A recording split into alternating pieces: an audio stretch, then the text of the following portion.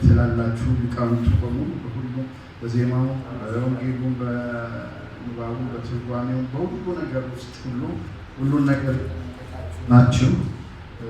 ስማችሁን በየማዕረጋችሁ አለመጥራቴ ይቅርታ ይደረግልኝ። ሊቃውንተ ቤተክርስቲያን ሁላችሁም በየክብራችሁ በየማዕረጋችሁ አሁን በድጋሚ እንኳን ደህና መጣችሁ እላለሁ። የነገር ሁሉ መጀመሪያ የሆነውን ጸሎት አድርገናል። ከዚህ በመቀጠል እሳቸውን ብላችሁ ይልቁንም ደግሞ ቤተክርስቲያንን ብላችሁ የመጣችሁ ሊቃውንትን መምህሩ፣ ደራሲው፣ የመጽሐፉ ባለቤት የተሰማቸውን ደስታ ስለመጣችሁላቸው ስላከበራችኋቸው የሚናገሩትን የመጀመሪያውን የመግቢያ ንግግር እንኳን ደህና መጣችሁ ለአባታችን እንሰጣለን። አባታችን ወደ መድረኩ ይመጣል።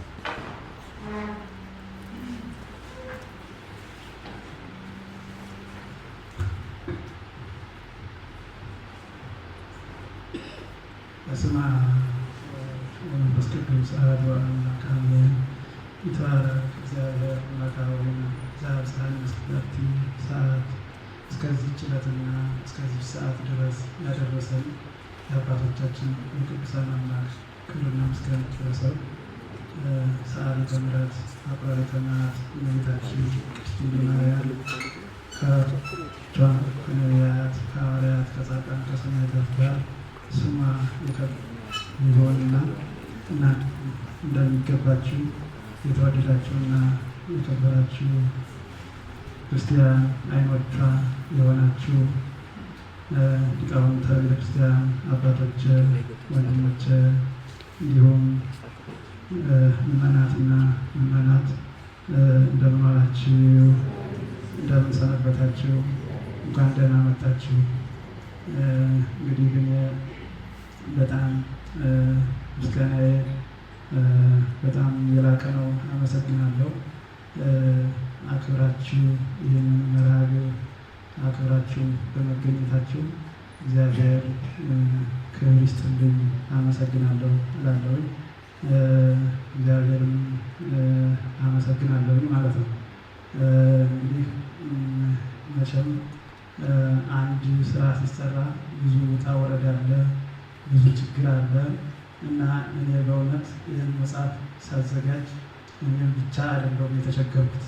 ብዙ ወንድሞችን አስቸግሬያለሁ። ሊቃውንተ ቤተክርስቲያንን በትርጓሜ ያሉትን በድጓው ሙያ ያሉትን መምህራኖችን ሊቃውንቶችን አስቸግሬያለሁ። የእነሱ አሻራ አለበት ማለት ነው፣ የኔ ብቻ አይደለም። ስለዚህ ይህንን ለማየት ይህንን ፕሮግራም ለማክበር የመጣችሁ ሊቃውንተ ቤተክርስቲያን አሁንም በድጋሚ አመሰግናለሁ። ለምንድን ነው ይሄ መጽሐፍ እኔ ከ3 ዓመት በመጀመሪያው እትም ላይ ከ3 ዓመት ያላነሰ ነው የደከምኩኝ። ከዚህ ካሉት ሊቃውንተ ቤተክርስቲያን ከየኔታ ዲበኩሉ ጀምሮ ከነ የኔታ ሙሴ ታውቋቸዋላችሁ። ከእነሱ ጋር ማለት ነው ይሄ መጽሐፍ የተዘጋጀ። ከእነሱ በዘለለ ደግሞ ወደ ከአዲስ አበባ ከነ መላከ ታቦር ኃይለ ኢየሱስ፣ ከሀይቅ እስጢፋኖስ፣ ከነ የኔታ ትትና ተስፋዬ እንዲሁም በተለያዩ መምህራን ብዙ ጥያቄ የስልክ እንትን ሁሉ እያደረኩ ነው እና የተዘጋጀ ይህን መጽሐፍ። ስለዚህ ሁላችንም ደስ ሊለን ይገባል። ይህንንም ወደዚህ ስራ የገባሁበት ድጓ አለው። እንግዲህ እንደምታውቁት ሁላችንም እንደምናውቀው የቤተክርስቲያናችን ዓይን የሆነ ድጓ ያው ባይኖር ኑሮ ቤተክርስቲያናችን ምን እንደሆነ እንደው የዘመን አቆጣጠሩ ሁሉ ሊኖርም አይችልም ማለት ይቻላል እና ስለዚህ ይህ የቅዱስ ያሬድ ውለታ የቅዱስ ያሬድ አድራጎት በትውልዱ ምን ያህል ፍቅር ይኖረዋል። ይሄ አባቶቻችን በማሕሌቱ የሚያደርሱት ስብሐተ ነግሁ አርያሙ ይሄ መጽሐፍ ቅዱስ እንደሆነ ማንኛውም ትውልድ ያውቅ ዘንድ እንደውም አንዳንዶች የአማንያን ለቤተ ክርስቲያን አስፈላጊ እንዳልሆነ የሚሉ ሰዎች ስላሉ ለዚያም ጭምር መልስ ሊሆን ዘንድ ነው ያዘጋጀሁት። ስለዚህ እኔ ስሙ የኔ ስም ይራቅበት እንጂ የሌሎችም ሊቃውንተ ቤተክርስቲያን አሻራ አለበት ማለት ነው። ከዚያ በተጨማሪ ግን ደግሞ የኔታ ዘላለም አዲስ በእውነቱ እኔ በእውነት አዘጋጀሁት ለማለት ይከብደኛል። እሳቸው ናቸው ያዘጋጁት ይህን መጽሐፍ። ከምንም በላይ እኔ የመጀመሪያው ሀሳብ የመጣልኝ ሀሳብ እሳቸው በዚህ መልኩ ቢሆን የተሻለ ነው እያሉ ጊዜያቸውን ሰውተው ምስጢሩን አስማምተው እኔ ድጓውን ፈልጌ መጽሐፍ ቅዱስን ፈልጌ ባገናኙም በተለይ መልኩ አቀነባብረው የሰሩት እሳቸው ናቸውና ለእርሳቸውም የከበረ ምስጋና እንዲደርስልኝ በእግዚአብሔር ስም ትብላለሁ ማለት ነው። ስለዚህ እዚህ ላይ ይበቃኛል። ሰዓት ያው እየሄደ ስለሆነ እናንተን እግዚአብሔር ይስጥልኝ። አመሰግናለሁ። እሺ መምህራችን እግዚአብሔር ይስጥልኝ፣ ቃለ ሕይወት ያሰማልን። በእውነት እጅግ የሚገርም ነው። ቅድም እንደነገርኳቸው ጉድለታችንን የሚሞላ ትልቅ መጽሐፍ ነው። ጥርጥር የለውም። ድጓ የሚለውን በዚህ በእናንተ በሊቃውንቱ አካባቢ ይሰማ ነበር። ጥቅሙንም ታውቁት ነበረ። በምዕመን ዘንድ ስሙን ራሱ ምናልባት በዚህ በጾሙ አካባቢ ጾመ ድጓ ሲባል ከስም ያለፈ ነገር ምንም ነገር የሚታወቅ ነገር የለም። ስለዚህ አሁን ዛሬ ምዕመናንን ድጓ እያሉ ያወሩ ነው ማለት ነው፣ የሚናገሩ ነው። ይህንን መሰረት ያደረገ ነው። በተለይ ደግሞ ድጓው ከመጽሐፍ ቅዱስ ጋር ትይዝ ያለው እንጂ ዝም ብሎ ፈጠራ ልብ ወለድ የሆነ ነገር እንዳልሆነ የሚያመለክት ነው። እንግዲህ ድጓን ስንል ድጓውን መሰረት የቅዱስ ያሬድን ስም ማንሳት ተገቢ ነው። ይሄ ምንም ጥርጥር የለውም። ሁሉ የቤተክርስቲያን ምን እንደሆነ ድጓን ስንመለከት ቅዱስ ያሬድ ደግሞ ያደረገውን የሰጠንን ነገር ሁልቀን ስናስብ ቤተክርስቲያንን ከቅዱስ ያሬድ ውጭ ከዚህ ከዜማ ውጭ ከቀረቡት ነገሮች በእሱ አማካኝነት ከመጡት ነገሮች ውጭ ማሰብ ትንሽ ይከብዳል። እንዴት ብለን ነበር የምንለው። ስለዚህ ስለ ቅዱስ ያሬድ ታሪክ ጥቂት ቢሆን እንሰማለን። ከዚህ ጋር በተያያዘ መምህራችን መምህር ዮርዳኖስ በመካከላችን አለ፣ ይህንን ይነግረናል። ደግሞ ዜማውን በተመለከተ የእንታ ቀለመወርቅ ደግሞ ከአንድ ፕሮግራም በኋላ ደግሞ በዜማው ያለውን የድጓውን ነገር ያስዳስሱናል። መምህራችን ልዝ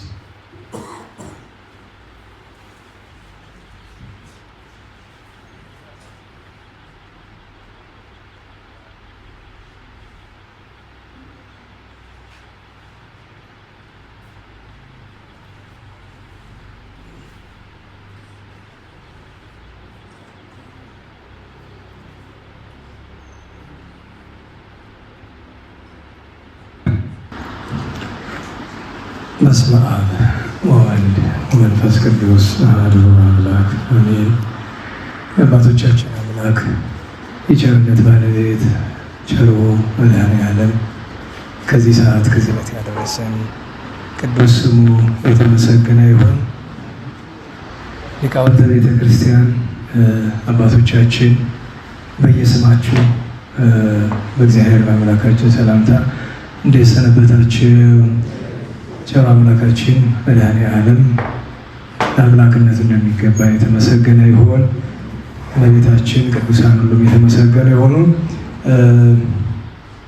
ሁለት ነገሮችን በአጭር ለማንሳት እሞክራለሁ። አንደኛው ወንድማችን እንደነገረን ስለ ቅዱስ ያሬድ ጥቂት ነገሮችን አንስተን እግረ መንገዱን በኢትዮጵያ ኦርቶዶክስ ተዋሕዶ ቤተክርስቲያን ባለፉት 1500 ዓመታት ውስጥ የነበሩ በድርሰት የሚታወቁ ሊቃውንትን እግረ መንገዱን ለማዘከር ወድጃለሁኝና ምንም እንኳ ዋና ትኩረታችን ቅዱስ ያሬድ ቢሆንም እንዳልኳችሁ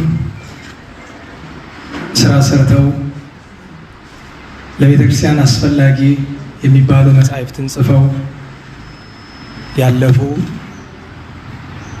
ብዙ አባቶች አሉ እና እነሱን ቢያንስ ስማቸው የሚጠራ ዛሬ በዚህ ቀን የንታላይኩን ባዘጋጁት መጽሐፍ ምክንያት መልካም ነው ብዬ አስባለሁኝ። ከሁሉ አስቀድሜ እንኳን ደስ አለዎት እላለሁኝ። የኔታ መጽሐፍ ድካም እንዳለው የሚያውቅ የጻፈ ብቻ ነው። መጽሐፍትን መጽሐፍ እውቀት ብቻውን በቂ አይሆንም። አይምሮ ይበላል። ሰው ሲማር አይምሮ እንደሚበላ ሁሉ መጽሐፍም እንደዚያ ነው። መጽሐፍ የጻፋችሁ ሊቃውንት ታውቁታላችሁ። ቀላል አይደለም። አንዲት ገጽ ለመጻፍ አይምሮ ይይዛል። እንዳልኳችሁ በጽሁፍ የምንኖር ሰዎች አለን። አንሰም በዛም ስንሞነጫጭር ምንልና አይምሮ ይገዛል፣ አይምሮ ይይዛል። ምክንያቱም ሰው የሚያየው አንድ ገጽ ተጽፋ ነው የሚያያት። ሀሳብነቷ ብዙ ነው፣ ብዙ ታምጣለች። መንፈሳዊ ነገር ከሆነ ችግር ነው፣ ታውቁታላችሁ። በዚያ ላይ መንፈስ ቅዱስ እርዳታ ግድ ያስፈልጋል። ያለ ጾም ያለ ጸሎት መጻሕፍት አይጻፉም። ሊቃውንት በትርጓሜ ቅዱስ ዮሐንስ አፈወርቅ ይደሎ ለዚያ ነብብ ቅድመ ይዝክር ስሞ ለባለ መጽሐፍ ያለበት ምክንያት ጸሐፊውን እንየው ደክሞ ወጥቶ ወርዶ ከሆነ ያዘጋጀው ለዚያ ነው። የድጓ የሌሎችም የቅዱስ ያሬድ መጻሕፍት አንዱ መገለጫቸው እርሳቸው እንደነገሩን መጽሐፍ ቅዱስ ነው። ሁለተኛው መገለጫቸው የቅዱስ ያሬድ ቅድስና ነው፣ የእርሱ ግብር ነው እና በኢትዮጵያ ኦርቶዶክስ ተዋሕዶ ቤተክርስቲያን ውስጥ ዛሬ እንደ ዛሬ ዘመን ስም በጣም ሳይረክስ በጣም ረክሷል። እንደምታውቁት አንድ ቀን የኔታ ቀለመወርቅ በፍና ተሳልጎ በጎዳና ያሉኝ ነገር ጥቅልል አድርጎ ይገልጸዋል። ስሙ ሁሉ አለቀ ነው መሰለኝ ያሉ በየውና ዛሬ ኃላፊ አግዳሚ ሁሉ የሚጠራበትን ስም ስታዩ አንዳንድ መምህራን ስም የሌላቸዋል፣ መምህር ብቻ የሚባሉ ለምን ሲባል ምን ያደርግልናል? ኃላፊ አግዳሚ ሁሉ የሚጠራበት ስም ምን ያደርጋል? ስም እኮ ሙያ ሲኖረው ነበረ እና እማዝነው የቅዱስ ያሬድ ስም አለ እንድናውቀው የሚያስፈልግ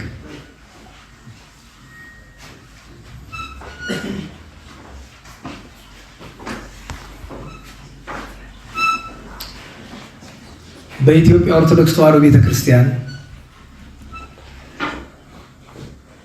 መቼስ የሰማዕታት አለቃ አንድ ነው አይደል? ቅዱስ ጊዮርጊስ ነው። የነቢያት አለቃ አንድ ነው፣ ቅዱስ ሙሴ ነው። የመላእክት አለቃ አንድ ነው፣ ቅዱስ ሚካኤል ነው። በዓለም አቀፍ ደረጃ የሊቃውንት አለቃ እንደተለያየ ሀገር የተለያየ ስም አለ። ለምስራቆቹ ቅዱስ ዮሐንስ አፈወርቅ ነው። በመካከል በግሪክ በቀጰዶቅያ አካባቢ ላሉት ቅዱስ ባስልዮስ ነው። የኢትዮጵያ ኦርቶዶክስ ተዋሕዶ ቤተክርስቲያን ርዕሰ ሊቃውንት ቅዱስ ያሬድ ነው። ከቶውኑ ተወዳዳሪ የሌለው በሁሉ መስፈርት ቅዱስ ዮሐንስ አፈወርቅን፣ ቅዱስ ባስልዮስን፣ ቅዱስ ጎርጎርዮስን፣ ቅዱስ ቄርሎስን ሌሎቹንም ቅዱሳን ሊቃውንት በምናከብርበት መስፈርት በዚያው ልክ በሁሉ መስፈርት ያውም በውጭ የነበሩ ሊቃውንት ከቅዱስ ኤፍሬም ሶርያዊ በቀር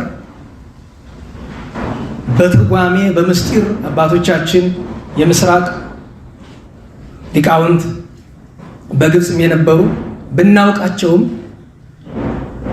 በዜማ የሚታወቅ ከዓለም አቀፍ ሊቃውንት ቅዱስ ያሬድን ሊተካከል የሚችል ቅዱስ ኤፍሬም ሶርያዊ ነው። እንድታውቁት ቅዱስ ኤፍሬም ሶርያዊ የዜማም ደራሲ ነው። ዜማ አለው የቅዱስ ኤፍሬም። ዛሬ ሶርያ ኦርቶዶክስ ተዋሕዶ ቤተክርስቲያን የምትጠቀምበት ዜማ የቅዱስ ኤፍሬም ሶርያዊ ነው ይላሉ።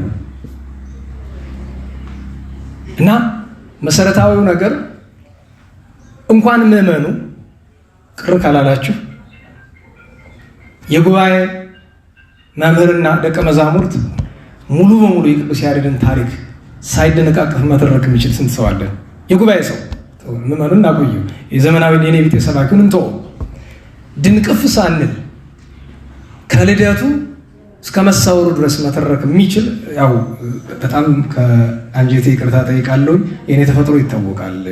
መቼም አንዳንዶቻችሁ ታውቁታላችሁ። ማለት ተደባብቆ አይሆንም። ምክንያቱም የመጣን እሳቸው እንኳን ደስ አለው ብሎ ለመረቅ ብቻ አይደለም፣ እግረ መንገዱ ስለ መፍትሄውም ለመነጋገር ጭምር ነው። ምክንያቱም ቅዱስ ያሬድ የሚገባው ክብር አልተሰጠውም ብለን ሁልጊዜ እንላለን። ማን ይስጠው? እኛ ምን እየሰራን ነው? ከኛ እኮ ነው የሚጠበቀው። ማን ነው ስለ ቅዱስ ያሬድ ማን እንዲነግረን እንፈልጋለን? እና ስሙ ራሱ እኔ ቅዱስ ያሬድ ሁልጊዜ ሲጠራ ርዕሰ ሊቃውንት እየተባለ ቢጠራ እወዳለሁ። ርዕሰ ሊቃውንት ቅዱስ ያሬድ ተብሎ ሁልጊዜ ቢጠራ እወዳለሁ። ምክንያቱም ይሄው ነው ግብሩም ስሙም ይሄው ነው። ባጭር ቅዱስ ያሬድ ያመጣውን ዜማ፣ ዘር፣ ምስጢር እንደ እንግዳ ደርሶ እንደ ውሃ ፈሶ አይደለም። በብሉይ ኪዳን የነበሩ ነቢያት፣ ካህናት፣ መምህራን ያ ነገር ወደ ኢትዮጵያ መጥቶ ከትውልድ ወደ ትውልድ ሲሸጋገር ቆይቶ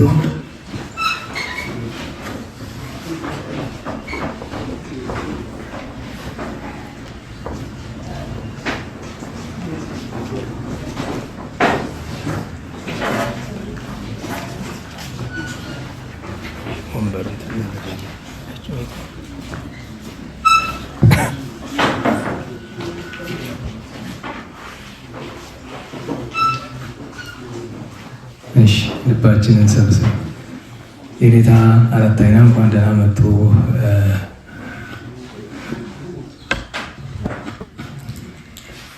መቼስ መከባበርን የመሰለ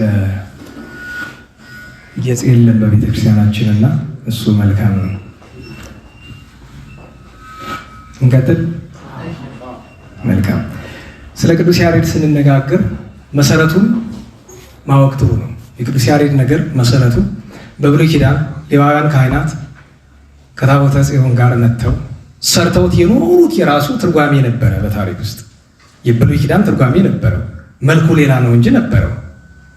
እሱ ሲያዝ ከእንበረምና ከአቡነ ሰላማ ደርሶ ከዚያም በፊት በአኪን እጅ አልፎ ከዛ እንበረምና ሰላማ ደርሶ በእነ አቡነ ሰላማ ዘመንና በእነ እንበረም ወይም በሕዝበ ቅድስ ዘመን የተሰሩ የተሞከሩ ነገሮች አሉ።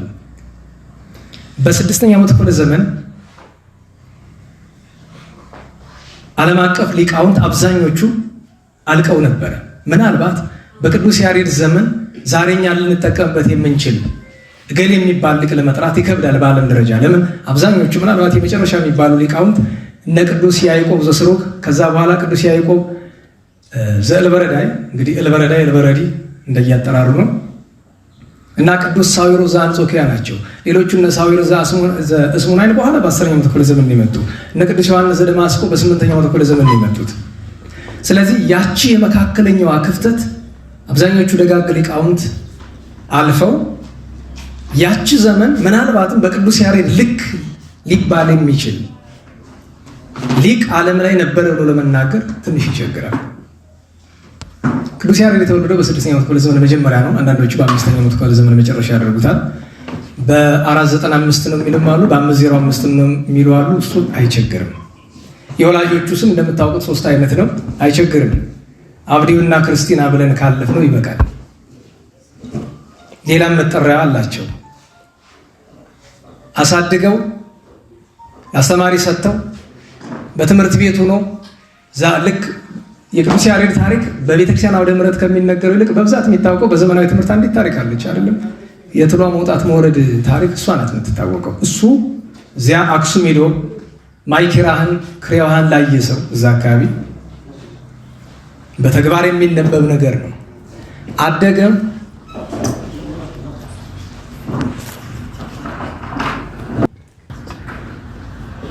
ያው በተፈጥሮ እንቅስቃሴ ይህንን የሚያስጠፋው እኔ ነኝ። አልወድም ምንም አይነት እንቅስቃሴ። አንደኛ በጣም የተጋነነ ሙቀት ስለሌለ አሁን በኋላ ይሻል ይሆናል። ቅዱስ ያሬድ ትምህርት ሞከረ እምቢ አለው፣ ሞከረ እምቢ አለው፣ ሞከረ እምቢ አለው። ዱላ መጣበት፣ ሸሽቶ ሄደ። ከዚያ ከትሏ ተማረ፣ ተመልሶ መጣ። በአጭር ጊዜ ብሎ ሐዲስ መንፈስ ቅዱስ ጸሎቱን ጥረቱን አይቶ ገለጠለት። ለእናንተ በተለይ አብዛኞቻችሁ የድጓ መምህራን የመጻሕፍት መምህራን ስለሆናችሁ ዝርዝር ታሪኩን መተረኩ ለጊዜው አስፈላጊ መስሎ አልታየኝም። ነገር ግን ስለ ቅዱስ ያሬድ እነዚህን ነገሮች 1 2 3 4 ብዬ የቆጠርኩ ልንገራችሁና ከዛ ሁለተኛዋን ነገር ተናግሬ ጨርሳለሁኝ። ቅዱስ ያሬድ ተማሪ ነው። ሰማል አይደል? ተማሪ ነው። ከሁሉ ነገር የሚቀድመው ተማሪነት ነው። አብነታችን መድኃኔዓለም የሁሉ ፍጥረት መምህር በልጅነቱ ተማሪ ቤት እንደገባ ታውቃላችሁ እናንተ። ቅዱስ ያሬድ ተማሪ ነው። ተማሪ ነው ብለን ስንል የእውነት ተማሪ ነው። ዱላ ችሎ የተማረ ነው። መምህሩን በጣም የሚያከብር ተማሪ ነበር። በጣም የምታውቁት ነው። ዛሬ በጉባኤ ቤት ያው ዛሬ ብዙዎቻችሁ ጉባኤ ቤት ሰዎች ስለሆናችሁ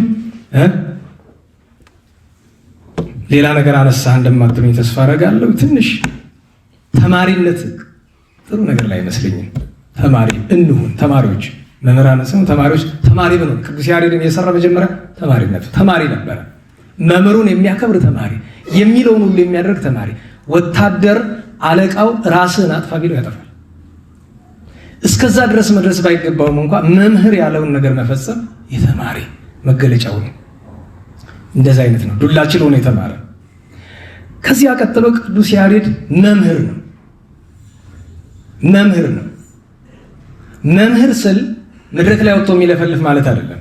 መምህር ስል ወንበር ዘርግቶ ያስተማረ እርሱን የመሰሉ እርሱን ያከሉ አባቶቻችን የአንድ መምህር ክብሩ ምንድን ነው ከተባለ እሱን አስመስለው እሱን አህለው የሚወጡ ተማሪዎችን መፍጠር ነው።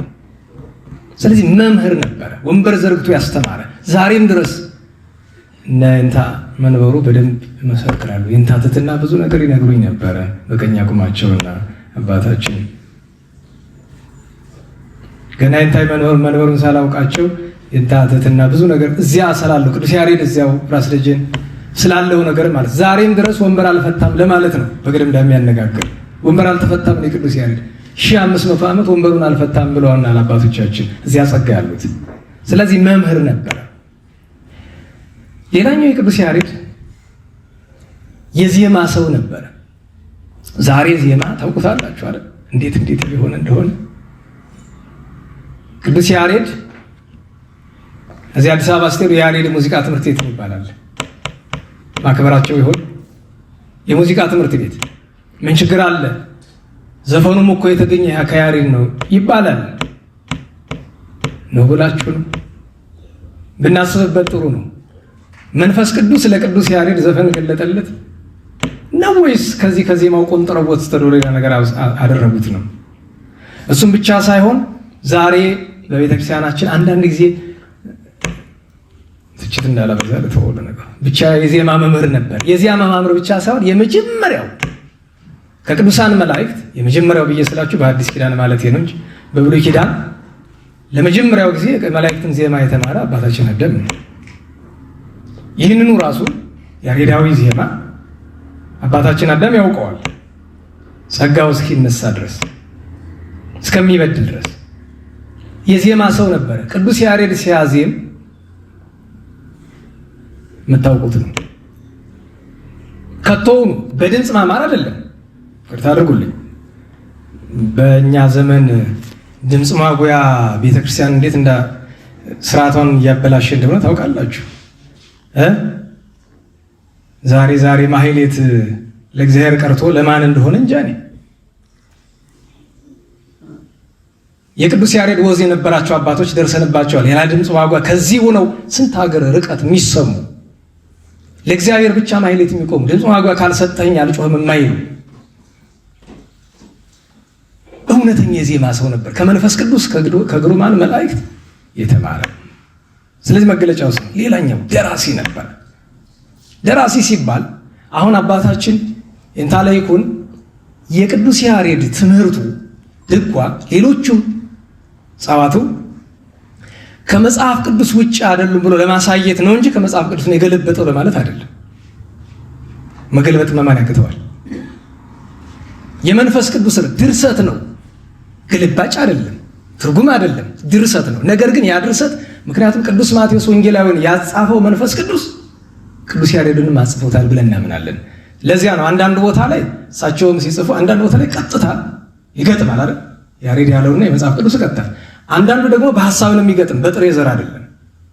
እሱም ብቻ አይደለም፣ የቅዱስ ያሬድ የራሱ የሆኑ ኃይለ ቃላት ብዙ ናቸው። እዚያ የራሱ የሆኑ ማለት መንፈስ ቅዱስ ለእርሱ ያቀበለው ልክ እገሌ ብለን ስንጠቅስ ይህን የተናገረው አፈወርቅ ነው፣ ይህን የተናገረው ቅዱስ ባስልዮስ ነው እንደምንለው ይህን የተናገረው ያሬድ ነው ተብሎ ግን ደፍሮ የሚጠቅስ ሰው የለም። ይገርመኛል። ስብከት ላይ ያሬድ እንዲህ ያለ ብሎ የሚጠቅስ ሰው ገጥሟቸው ያውቃል? እኔ ብዙ አልገጠመኝም። ለመጽሐፍ ለስብከት ርዕስነት እንኳን አንዳንድ ደጋግ ሊቃውንት የወንበር መምህራን ካልሆኑ በቀር ወጣቱ አይደፍርም። በእርግጥ የእውቀት እጥረት ሊሆን ይችላል። ስለዚህ ቅዱስ ያሬድ ደራሲ ነበረ ስንል ተጽፎ ስለምናነበው ነው እንጂ እስኪ እንዲያው ሌላ ሁሉ ትተን ትልልቆቹን ድጓውን፣ ጾመ ድጓውን፣ ምዕራፉን፣ ዝማሬውን፣ መዋሥዕቱን ከሱ ሁሉ በመካከል ያለች አንቀጸ ብርሃን አለች። እኔ ከሚገርመኝ ነገር ልንገራቸው። አንድ ጊዜ ከአንድ መምህር ጋር እየተጨዋወትን ቆይቷል።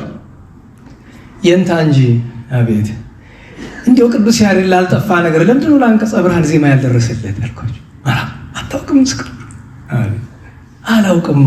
እንዴ አለው እኮ እንዲያውም ታሪክ ልንገር፣ ወሎ ላይ የተፈጸመ ቅርብ ጊዜ ያለ ምንድን ነው ክህነት ሊቀበሉ ለዲቁናም ለቅስናም የተሰበሰቡ አሉና ፈታኙን ታውቁት ያለኛ ቤት ችግር አይደለ ፈታኙ ከተፈታኙ በታች እየሆነ እና አንዲት እንዲች የምታክል ኩታሪያ ሊቁና ልትቀበል መጣ እና ለመጣል ፈልጎ ነው ዘኮንኪ በይ ይላታል። በዜማ ነው በዘር ትለዋለች። አረች ቀጣፊ ደግሞ ዜማ አለው። ይሄን ማን ይሰማሉ? ጳጳሱ ሊቅ ናቸው። ጠርተው አዋረድከኝ፣ አትጠይቀኝም እኔ መጀመር ባንድ ኩታራ ደግሞ ትልቅም በሆነ ልክ ንሴል ስንበል ሲለው የትኛውን ነው ሲለው ደግሞ ስንት ነው አለ እንደሚባለው ማለት ነው።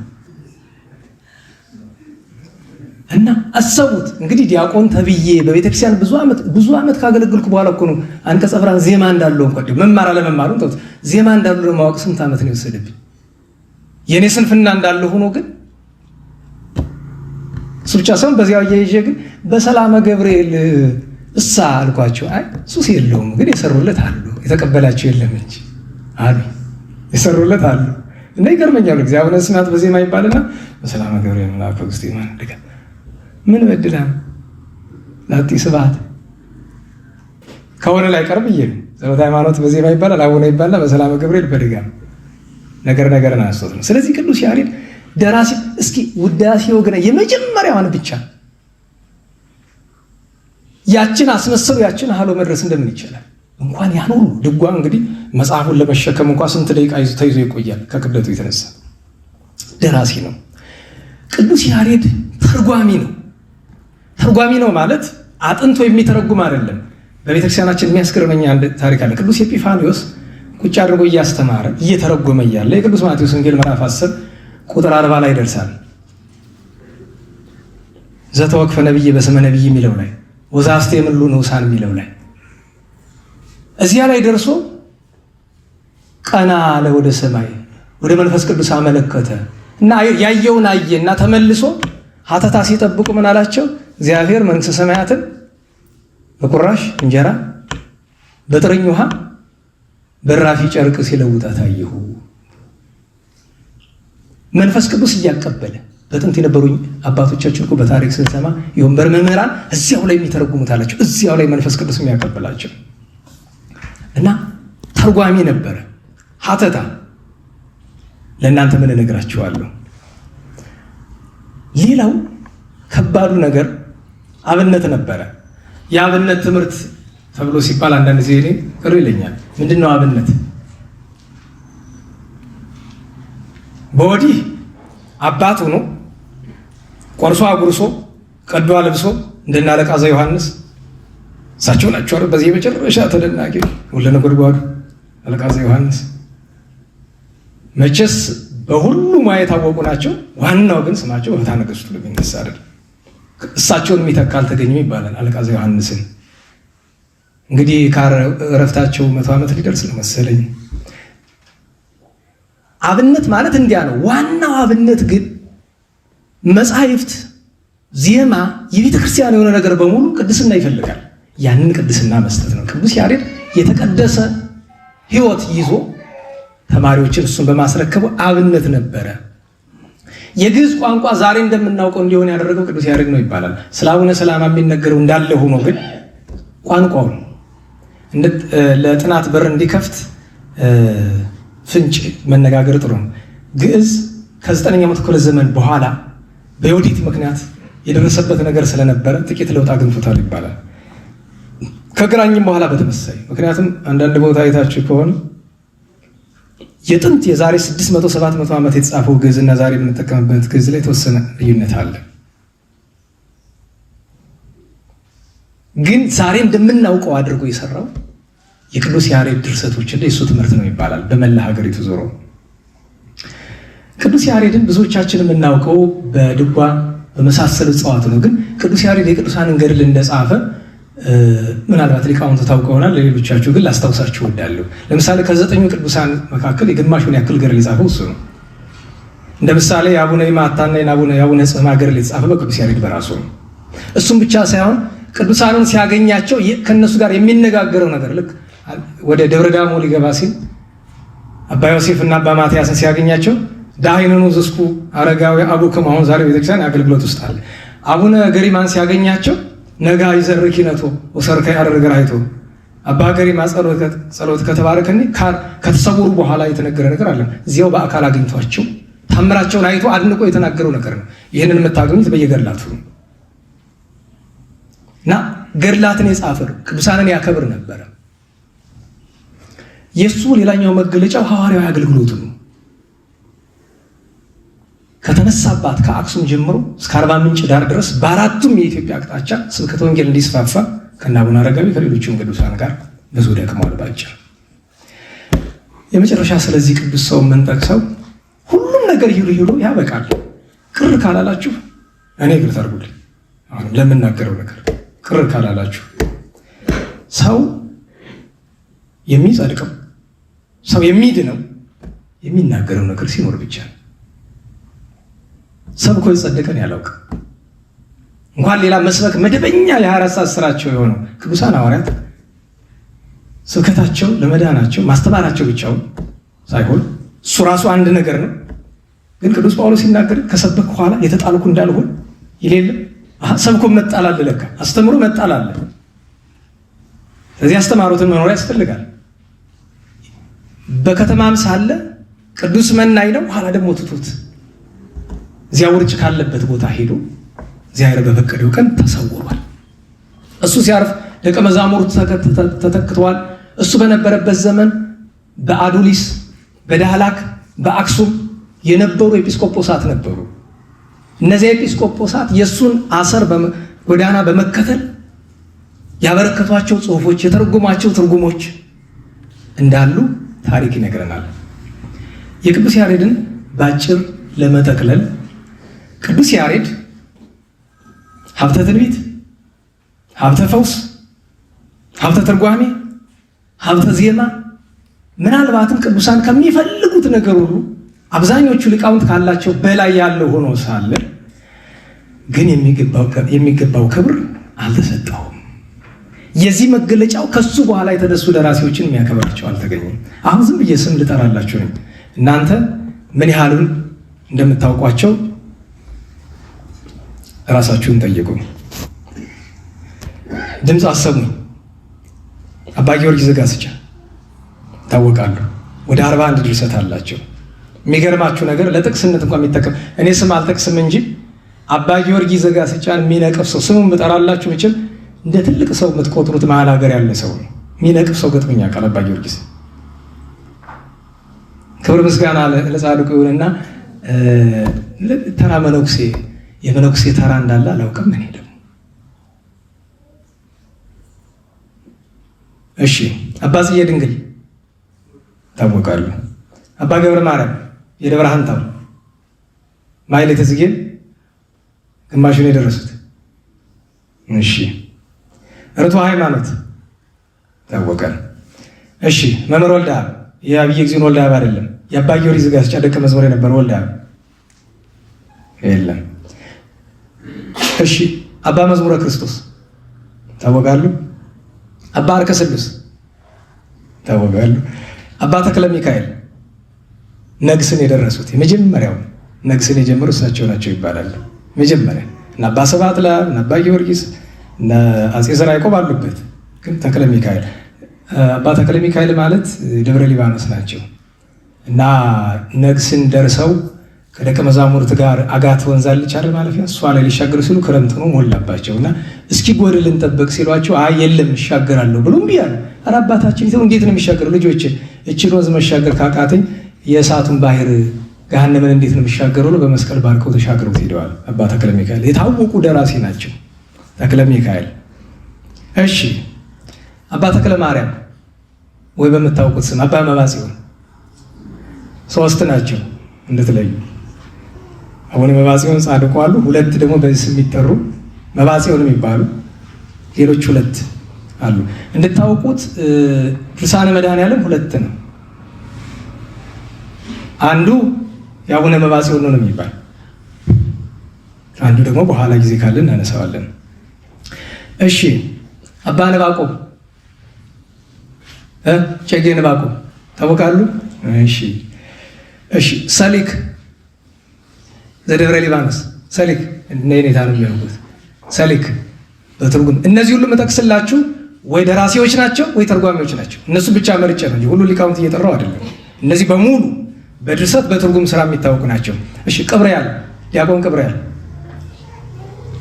እሺ ጴጥሮስ ወልደ አብደል ሰይድ ታናገስ ውስጥ ያላችሁ ታውቁታላችሁ። እሺ እሱ በነገራችሁ ላይ እነዚህ ሶስቱ ኢትዮጵያውያን አይደሉም። ኢትዮጵያ ውስጥ ነው ግን የድርሰትና የትርጉም ስራ ስለሰሩ ነው እንጂ ኢትዮጵያውያን አይደሉም ሶስቱም። አባ ባህሪ ታወቃሉ? እኔ እንግዲህ እንታ ፍሬ ስብሐትን ያየው እሳቸው አውቃለሁ ካሉኝ እያለፍኩ ነው እንግዲህ ሌሎቻችሁ ዝም ስለምትሉ ብዬ ነው። እሺ አባ ባህሪ። እሺ ሰማዕቱ አቡነ ዮሐንስ አባ ዮሐንስ የደብረ ሊባኖስ መልካ ተክለ ሃይማኖት። እሺ እንቀጥል። አባ ተክለ አልፋ የዲማውን አይደለም ተክለ አልፋ የሚባሉ ደራሲ። እሺ በነገራችሁ ላይ በጣም ዝነኞቹን መርጬ እኮ ነው። አሁን ግን ምን ያህል እንደተረሱ እንዲታወቅልኝ ብዬ ነው። እሺ አዛዥ ጌራ፣ እነሱን የልጓ ሰዎች አዛዥ ጌራና አዛዥ ራጉኤልን እሺ እናቆያቸው። እሺ ከነገስታቱ አፄ ዘርዓ ያዕቆብ፣ አፄ በደ ማርያም፣ አፄ ናዖድ፣ ልብነ ድንግል ገላውዴዎስ ስማቸውን ነው ደራሲነታቸውን ጭምር።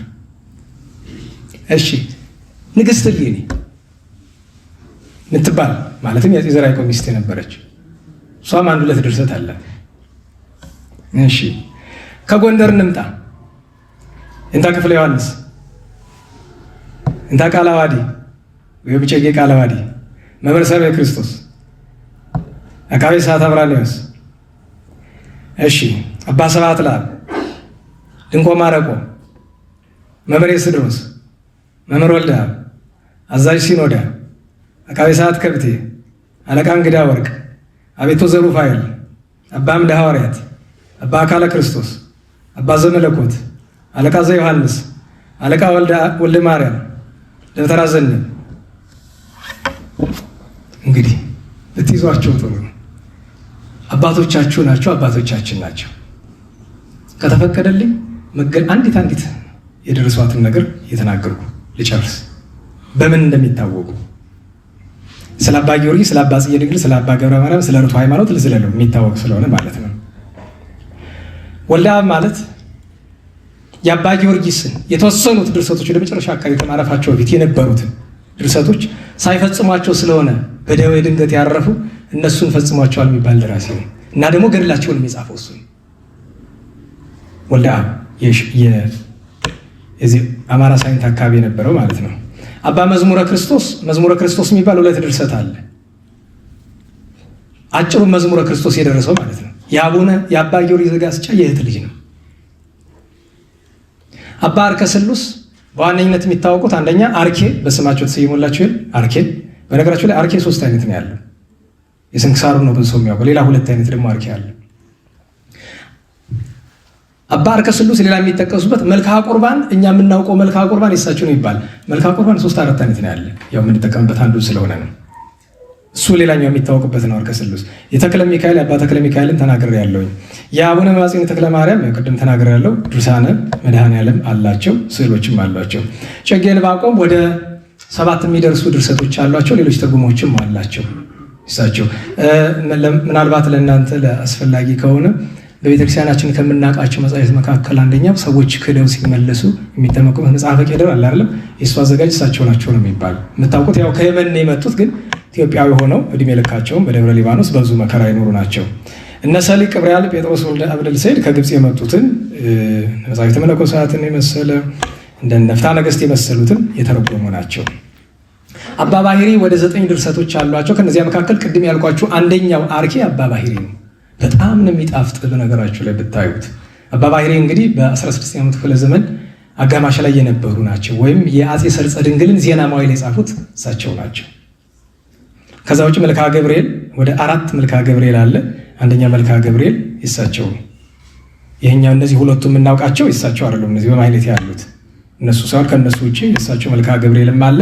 መዝሙረ ክርስቶስ ረጅሙ የእሳቸው ነው።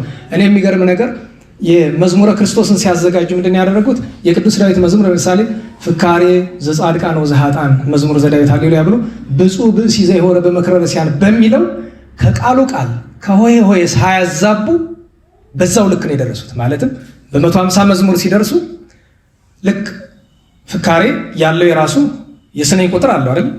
ያው ብዙዎቻችሁ ታውቁታላችሁ መቼም የዳዊት መዝሙር ግጥም እንደሆነ ታውቃላችሁ። ተፈጥሮ ግጥም ነው። ቅዱስ ዳዊት በግጥም ነው የደረሰው። ዜማም ነበረው። ወደዚህ ሲመጣ ዜማው ቀረ እንጂ ነበረው። በዛው ልክ ነው የደረሱትና እንኳን መድረስ ማንበቡ ራሱ ልብ ይጠባል። ከባድ ነው። ያን ሁሉ እያነጻጸሩ ማለት ነው። አባ ባሕሪ በጣም የታወቁ ትልቅ ደራሲ የነበሩ ናቸው። አባ ዮሐንስ ማለት አጼ ገላውዲዮስ አሁን በ27 የተሰዉት ሲሰዉ አብሯቸው የታረዱ የደብረ ሊባኖስ አበምኔት የነበሩ ናቸው። መልካ ተክለ ሃይማኖት አሁን የምናውቀው መልካ ተክለ ሃይማኖት የደረሱት ሰማዕቱ እሳቸው ናቸው። ተክለ አልፋ ማለት አቡነ ተክለ አልፋ የዲማው ካረፉ ከ60 ዓመት በኋላ የነበረ አባት ነው እና ከጎጃም አንስቶ እስከ ሱዳን መካከል ድረስ በስብከተ ወንጌል ያገለገለ እና ዛሬ ከምናውቃቸው ወደ 4 የሚሆኑ መልክዓ ኢየሱሶች መካከል አንዱ መልክዓ ኢየሱስ የሱ ነው። አንደኛው የአባ አምደ ሐዋርያት ነው። አዛዥ ገራ አዛዥ ራጉኤል ያው እተዋቸዋለሁ ቅድም እናንተ ስላወቃችሁ። አጼ ዘርዓ ያዕቆብ ከነገስታቱ አጼ ዘርዓ ያዕቆብ ወደ 15 ድርሰት አላቸው። በተለይ መጽሐፈ ሚላድ አረብኛ ነው እንግዲህ ወደ ግዕዝ ገብቷል። ሚላድ የሚል ቃል አለ ግዕዝ ውስጥ ሚላድ ምዕላድ ሳይሆን ሚላድ እና ሚላድ ከአረብኛ ነው የወሰደው። ዘውቱ ልደት ብሂል ስለሚለው ያው ልደት ለማለት ነው። ድርሳነ ልደት ነው። መጽሐፈ ብርሃን አላቸው። ጾማረ ተስቤት አላቸው። ያንን ጨምሮ መልክዓትንም ጨምሮ እንድታውቁት መልክዓ ማርያም ሳልሲት ይላል። ህልመ ዮሴፍ ብሎ ራሱ ርዕስ ያጼ ዘርዓ ያዕቆብ ነው። ግን የሚያሳዝነው ነገር እሳቸው ህልመ ዮሴፍ አላሉትም። እኛ ቤተሰብ የቀጠላት ነገር ናት እንጂ በጥንት ውስጥ ስትመለከቱ እሱ ብቻ አይደለም።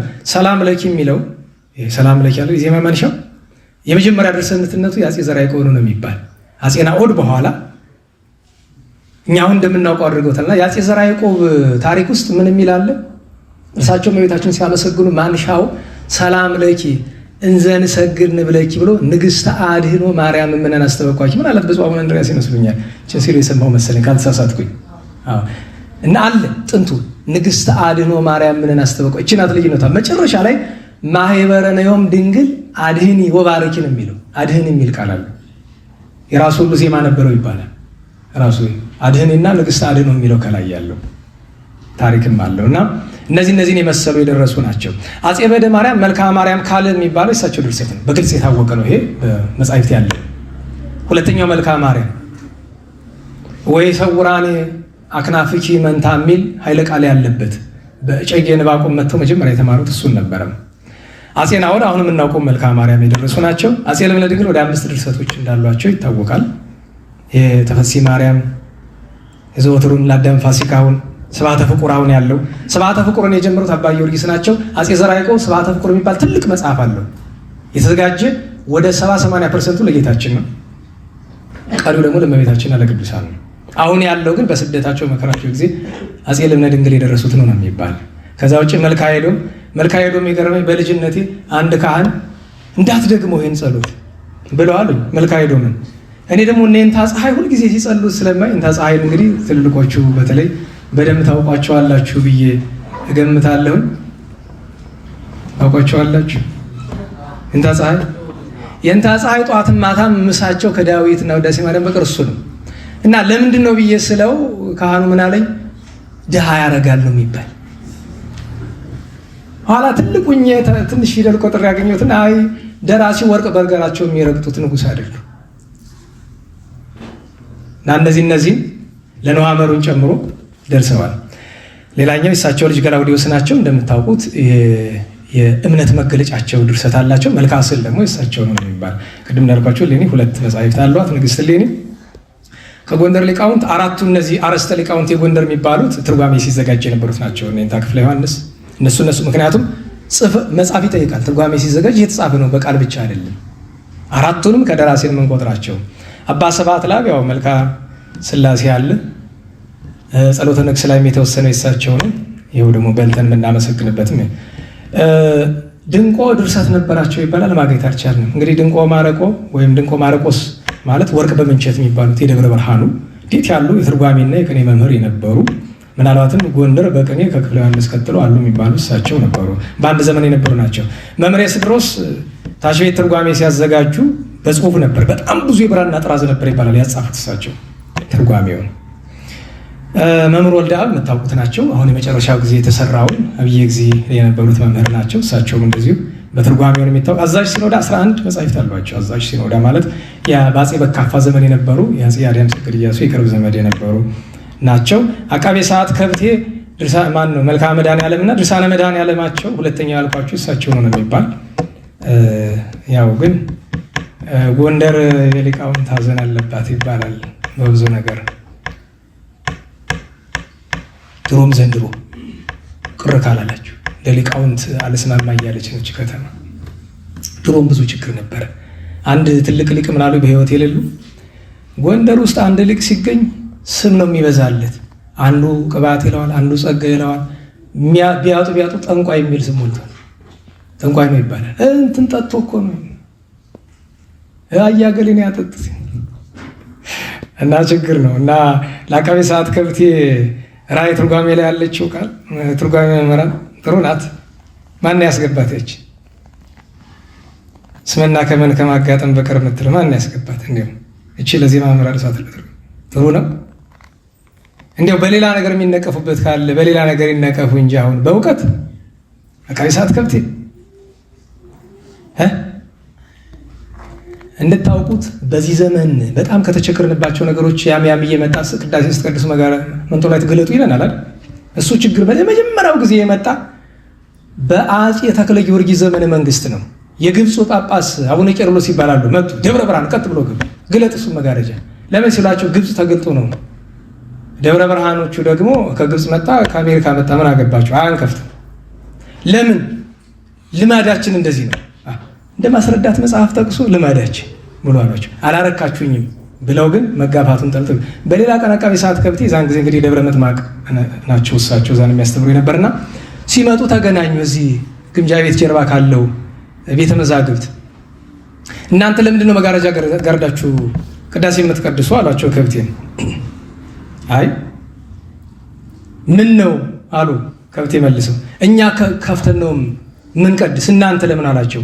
ማምለጫ መስሏቸው አቃቤ ሰዓት ምን አሉ? አይ የእስክንድሪያ ሰዎች ሁሉ ምሁራን ናቸው፣ እኛ ግን አብዛኛው ጨዋ ነው እና ምስጢር ያለየ ስለሆነ ለዛ በል ነው አላቸው። ዝኑ ጥበብከ ወዝኑ አይምሮ ዚአከ ብለው ዘልፏቸው ጳጳሱ አቃቤ ሰዓትን። እሳቸው እኮ ስለማክበር ነው። አይ ከመጽሐፍ ካላመጣ አትረታኝም አሏቸው። ከምን ልጥቀስሎት አሉ አቃቤ ሰዓት ከብቴ። ከወንጌል አምጣ፣ ጌታ የተሰቀለ ራቁቱን አይደለም ብለው ጳጳሱ መከራከሪያ መጡ። አይ የለም ጌታ በተሰቀለ ጊዜ መጋረጃ ነበረ። ምን መጋረጃ ነበረ? ፀሐይ ጸልመ ወወር ደመኮነ ከመይራ ይወርቃኑ ለዘፈጠረ ብርሃነ። ብድግ ብለው አቡነ ቄርሎስ ረታኸኝ አንተነ መምህር ማለት ከዛሬ ጀምሮ ጋርዳችሁ ቀድሱ አላችሁ ብሎ በዛ የተዘጋ ነገር ዛሬ እንደ አዲስ አጀንዳ በዚያ ላይ የምታውቁት ነው። ፍትሐ ነገሥት ላይ ቁልጭ ይላል አይደል? ዘመንጦ ላይ ተሰፈይት ብሎ መጽሐፍ አስቀምጦታል። እሱን እና ነገሩን ያነሳሁት ለምንድን ነው? ሊቃውንትን ስም ቅጽል ባናበዛላቸው ችግር ካላቸው በትክክሉ እንደው ቢነገረን እና አቃቤ ሰዓት ከብቴ ያንን ግን ረስቸው አይደለም። እዚህ ግቢ ያለውን እሱን እዚህ ያለውን እናቆየው መንበረ መንግስት ጋር ያለው እሱ የራሱ ታሪክ ያለው ነገር እሱ እናቆየዋል። እንዳጠቃላዩ ግን ስማቸውን የሚያጠፋ ስለበዛ ብዬ ነው የአቃቤ ሰዓት ከብቴ ነው። ሌላ ችግር ካለ ቁጭ ብሎ መነጋገር ነው ለሁሉም። ከዚያ ውጭ አለቃ እንግዳ ወርቅ በጣም ከሚያሳዝኑ ነገሮች 6 መልክዓ መስቀል ላይ ነበረ። 5ቱን አገኘን፣ 6ኛው ግን ጠፋ። 6ኛው የአለቃ እንግዳ ወርቅ ነው። በቤተ ክርስቲያን በመልክዓት ድርሰት ታሪክ ውስጥ የመጨረሻው ግሩም ነው የሚባል ከምናኔያቸው በፊት የደረሱት ነው። እንግዲህ አለቃ እንግዳ ወርቅ የምታውቋቸው ናቸው። በዜናም በተለይ በትርጓሜ የታወቁ ትልቅ ሊቅ ነበሩ። ጎንደርን ካስመሰገኑ ታላላቅ መምህራን መካከል አንዱ እሳቸው ናቸው። እና ያ መልክዓ መስቀል ተገኝቶ ቢሆን ኑሮ እና በኋላ ግን ምንድነው የጠፋበት ብለን ስናጠራ ቤተሰቦቻቸው ምናልባት እንደው ትውልዳቸው አይጠፋም 4ኛም 5ኛም 6ኛም ሆኖ ካላችሁ እንደው ከቤት ካለ አይጥፋ። ምክንያቱም በጊዜው እሳቸው ካረፉ በኋላ ቤተሰቡ ሲጠየቅ ቅርስ ነው አንሰጥም ብለው በዛው የጠፋ ነው የሚባል መልክዓ መስቀል የእሳቸው ድርሰት እዚህ እንደነበሩ መቼም ብዙዎቻችሁ ታውቃላችሁ። አለቃ እንግዳ ወርቅ ከዛ ውጭ እንግዲህ አቤቱ ዘሩፋኤል የምታውቋቸው ናቸው። እነ መልክዓ ዮሐንስን የመሳሰሉትን ድርሰቶች የደረሱ ናቸው። መልክዓ መስቀል እዚህ የሚቆመውም የአቤቱ ዘሩፋኤል ነው እና አባ አምደ ሐዋርያት መልክዓ ሚካኤል የደረሱ እና አካለ ክርስቶስ እነ ዘመለኮት እነዚህ አሁን አባ ዘመለኮት መልክዓ ገብርኤል የምናውቀውና መልክዓ ኪዳነ ምሕረትን የደረሱት ናቸው። አለቃ ዘዮሐንስ መጻሕፍት ነበሯቸው ይባላል። አላገኘናቸውም፣ አልደረስንም። አለቃ ወልደ ማርያም ማለት የአፄ ቴዎድሮስን ዜና መዋዕል የጻፉት ናቸው። ደብተራ ዘነ ማለት መጽሐፈ ጨዋታን ጨምሮ እና የአፄ ቴዎድሮስን ሁለተኛውን ዜና መዋዕል ጨምሮ ብዙ የደረሱ ናቸው። በ20ኛው መቶ ክፍለ ዘመን እነ ጸሐፊ ትእዛዝ ገብረ ሥላሴ ወልደ አረጋይ፣ እነ ብላቴን ጌታ ወልደ ሥላሴ፣ እነ የኔታ አድማሱ ጀንበሬ፣ እነ ሊቀ ሊቃውንት አለቃ እያሌው ታምሩ፣ እነ አቡነ ጎርጎርዮስ ካለ፣ እነ ሊቀ ካህናት ክንፈ ገብርኤል አልታየ፣ እነ ሊቀ ብርሃናት መሰለኝ የማዕረግ ስማቸው መርቆሪዎስ አረጋ የመሳሰሉት ብዙ ደርሰዋል። እያንዳንዱን ገድል የጻፉ አባቶቻችን ደራሲዎች ነበሩ። ድርሳናቱን፣ መልክዓቱን፣ ዜና መዋዕሉን፣ ክብረ ነገስቱን፣ ታሪከ ነገስቱን እነዚህን በሙሉ ያዘጋጁ ናቸው። በጣም ከቅጥ ያለፈ ሰዓት ወስጃለሁ። ያው የኔ ችግር ነው፣ ይቅርታ ጠይቃለሁ። ግን 2 ነገር ነው ለማስተላለፍ የሞከርኩት። አንድ ቅዱስ ያሬድ ከዚህ በላይ እንዲከበር ለመስራት ውይይት ቢደረግ ቢታሰብበት።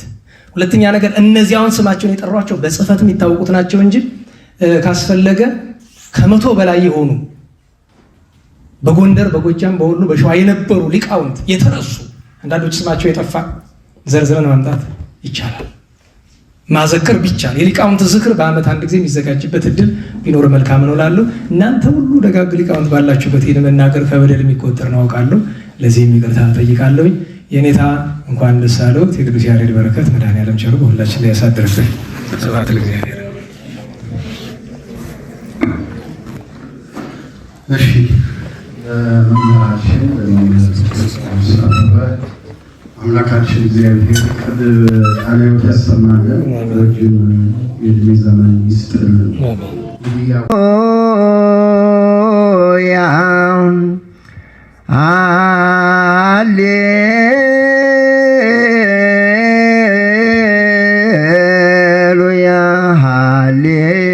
ሃሌሉያ ገቢረ ፈቃደ እግዚአብሔር ፍጹመ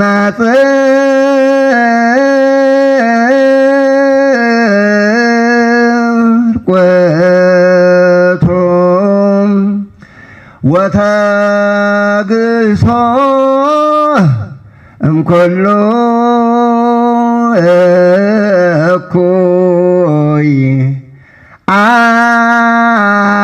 አእምሮ ውእቱ ወዘሰ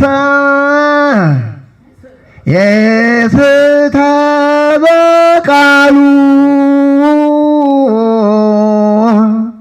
ፍጹም ብእሲ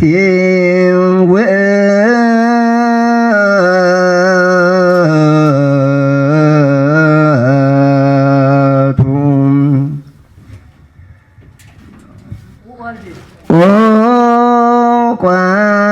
ወልድየ ኢትድግ ተሐሶ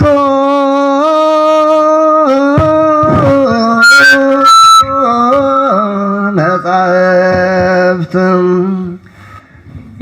እስመ ባሕየ ትረክብ ፈሪሃ እግዚአብሔር ወይመርሐከ ፍኖተ ዘአስተዳልዎ ለእለ ያፈቅርዎ ሞራል እንዲሰማቸውና እንዲህ በጣም አይደለም እሳቸው ነው መነሻ ሀሳብ ፕሮግራም መሪው ነቃ ያለ ሲሆን ተከታዩ እንዲል ነው እንጂ ያልተዘጋጀው ወደ እሳቸው እንሄዳለን። ለማነቃቃት ነው ማለት ነው።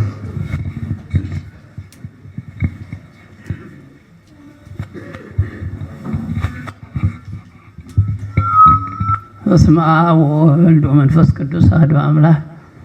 ያው እኔ ትንሽ ነገር ብዬ እቀመጣለሁ፣ ሰዓቱን ብዙ ፕሮግራም ስላለው እንግዲህ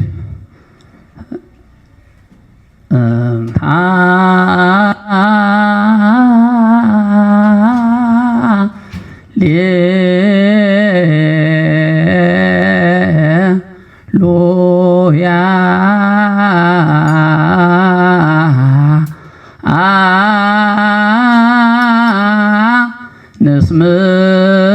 ንስምዖ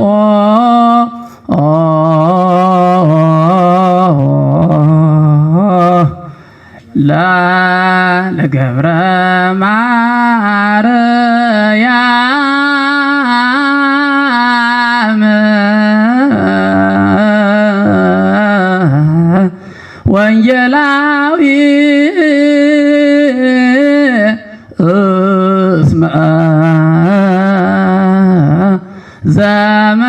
ዘመለኮተ ይነግር ቃለ እግዚአብሔር በኃይል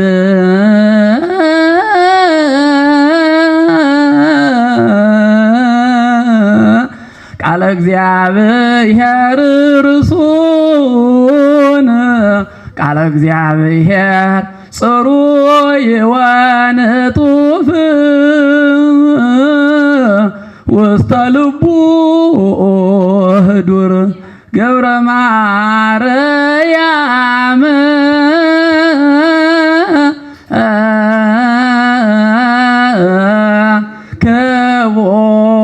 ክቡር ላይኮን ዜናዊ ገብረ ማርያም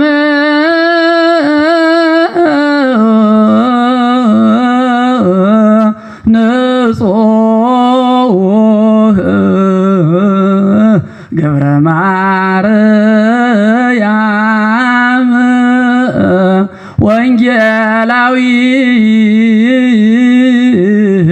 ብእሲ ሰማያዊ ወመላክ ምድራዊ ሃሌ ሃሌ አይንታ ወልጊዜ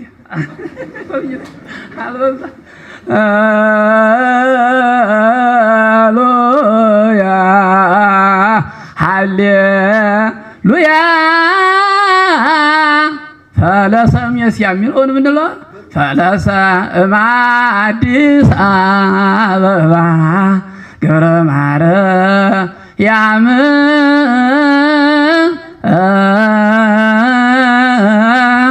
ምሁረ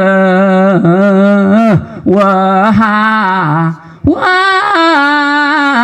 ዋርያ ዘሃርዮ ወልደ ማርያ አባቶቻችን መነሻ እሺ ሃሌ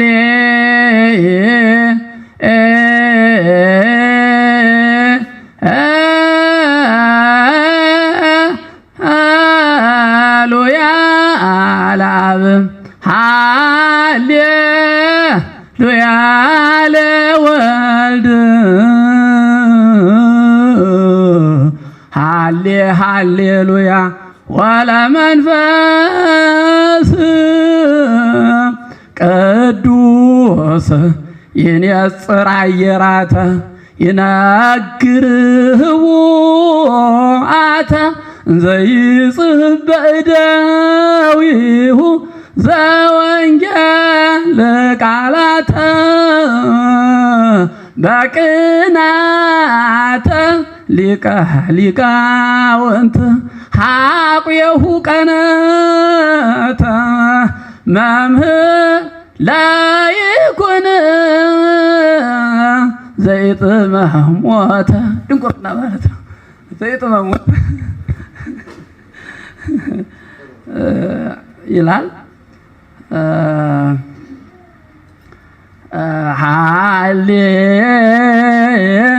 ሃሌሉያ ላይኩን ወንጌላዊ ከመቀርን ጸጉዐ አስተጋብአ ሊቃውንተ ብዙኃነ ደግሞ አራራይ ነው የምንለው። አሁን ደግሞ በስመ አብ ወወንጌል ወመንፈስ ቅዱስ ድጓ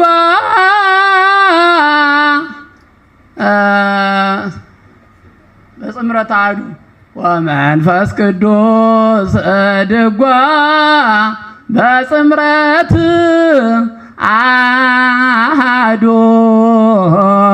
ጸሐፈ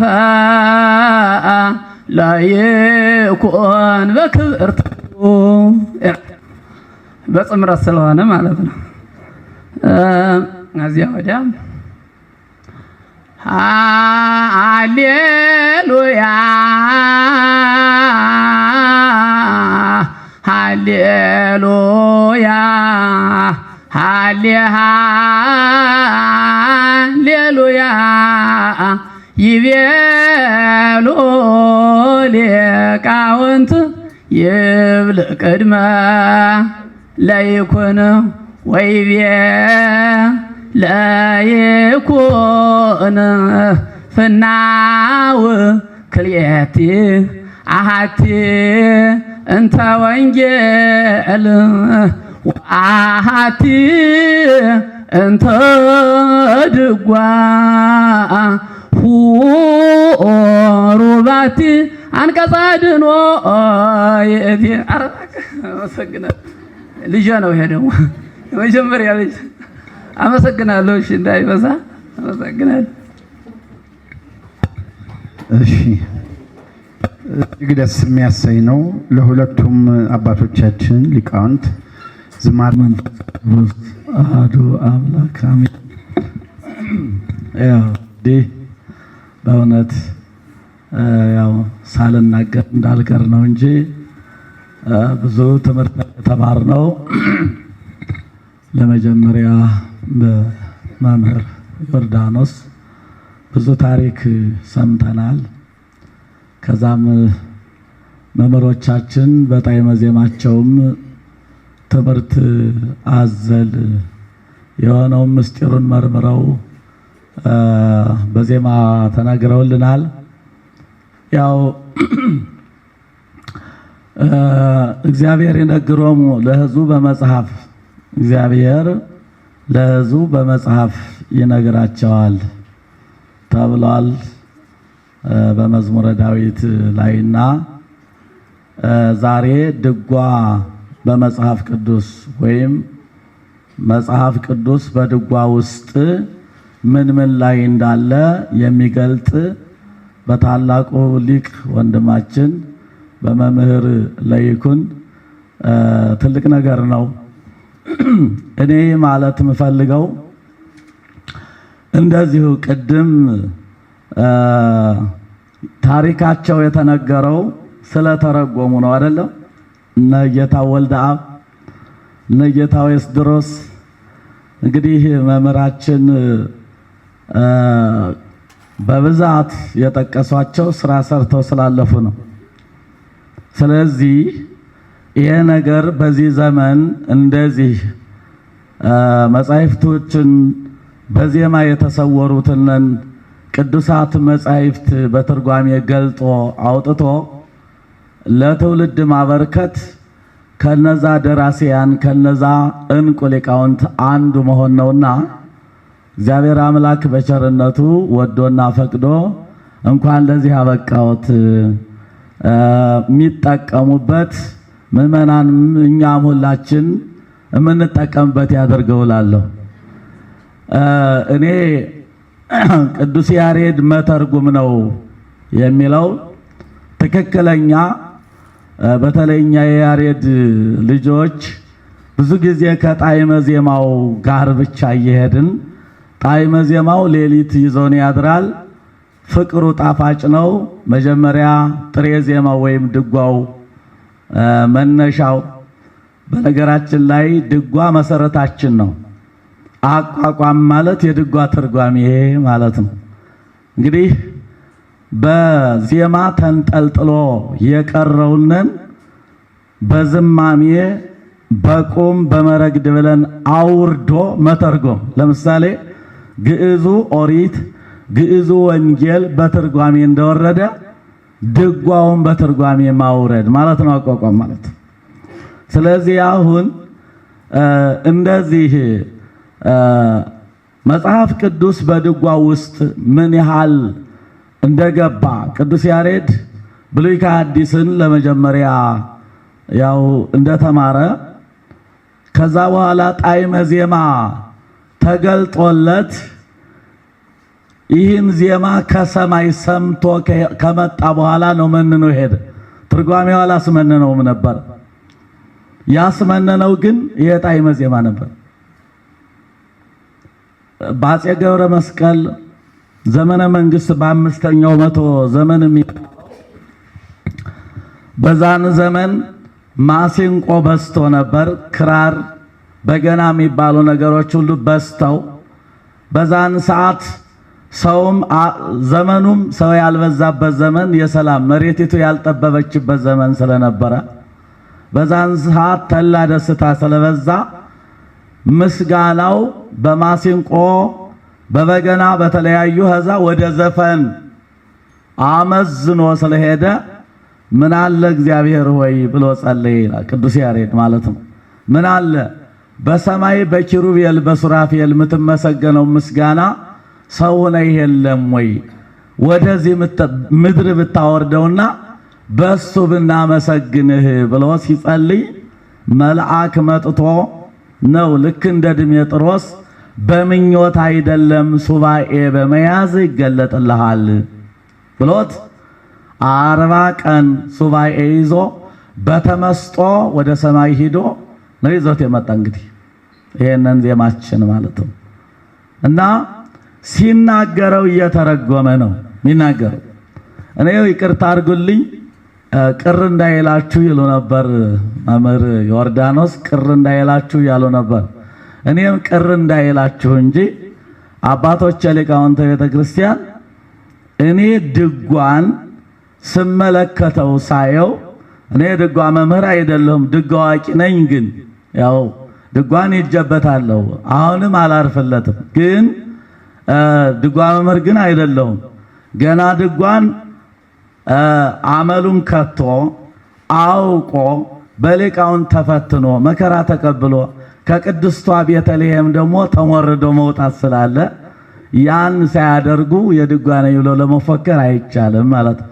አለዛ የደከሙትን ሰዎች ዋጋ ማሰጣት ይሆናል ማለት ነው። እና ድጓን ስንመለከተው ትርጓሜ ነው። በይቅርታ አድርጉልኝ ባጭሩ እኔ እንኳን በረዳሁት ነገር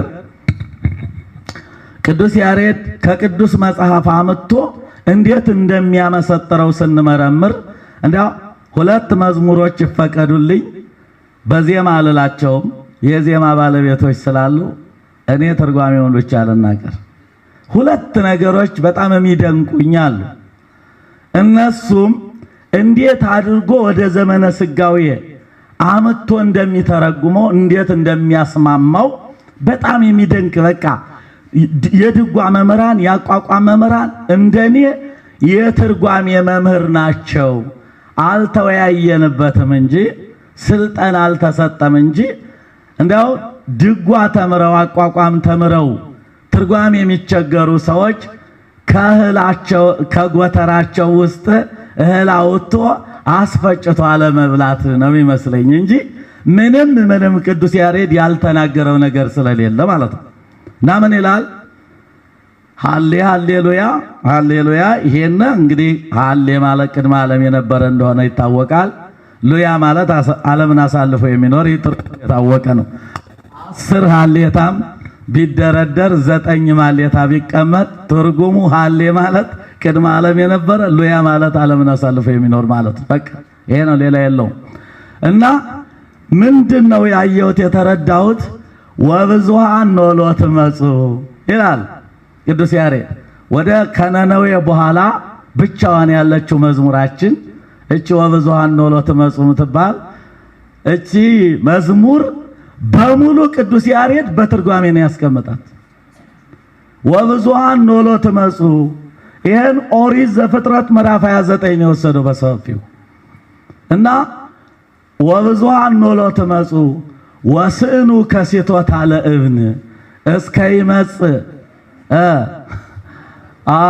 እስከ ይመጽእ አቢ አይደለም አለ ያኛው ላይኛው እስከ ይመጽእ ያዕቆብ ነው ሊቁ። እስከ ይመጽእ ያዕቆብ ዘክቡት ውስተ ሐቄሁ ዘሃሎ ይሰጎም ሰብ። ይህ ነው የሚደንቀኝ እኔ አሁን በጊዜው ያዕቆብ ኮብልሎ ከወንድሙ ተጣልቶ ከኤሳው ወደ ሶርያ እየኮበለለ ነው የነበር በዛን ሰዓት። እና ምንድነው ያጋጠመው? መንገድ ላይ ብዙ መንጋዎች ተሰባስበው፣ ነገር ግን አንድ ጉድጓድ ነበረና ያን ድንጋይ አንስቶ ማጠጣት አቅቷቸው ምን ሆናችሁ ነው ማታጠጡ ሲላቸው፣ አይ ኖሎት ወይም ጠባቂዎቹ ካልተሰበሰቡ ብቻችን ማንሳት አንችልም ብለውት ነበረ። ቅዱስ ያሬድ ምን አለ ይገርማችኋል? ኋላ ሊተረጉመው ነው፣ ወደ ምስጢረ ጥምቀት ሊያመጣው ነው።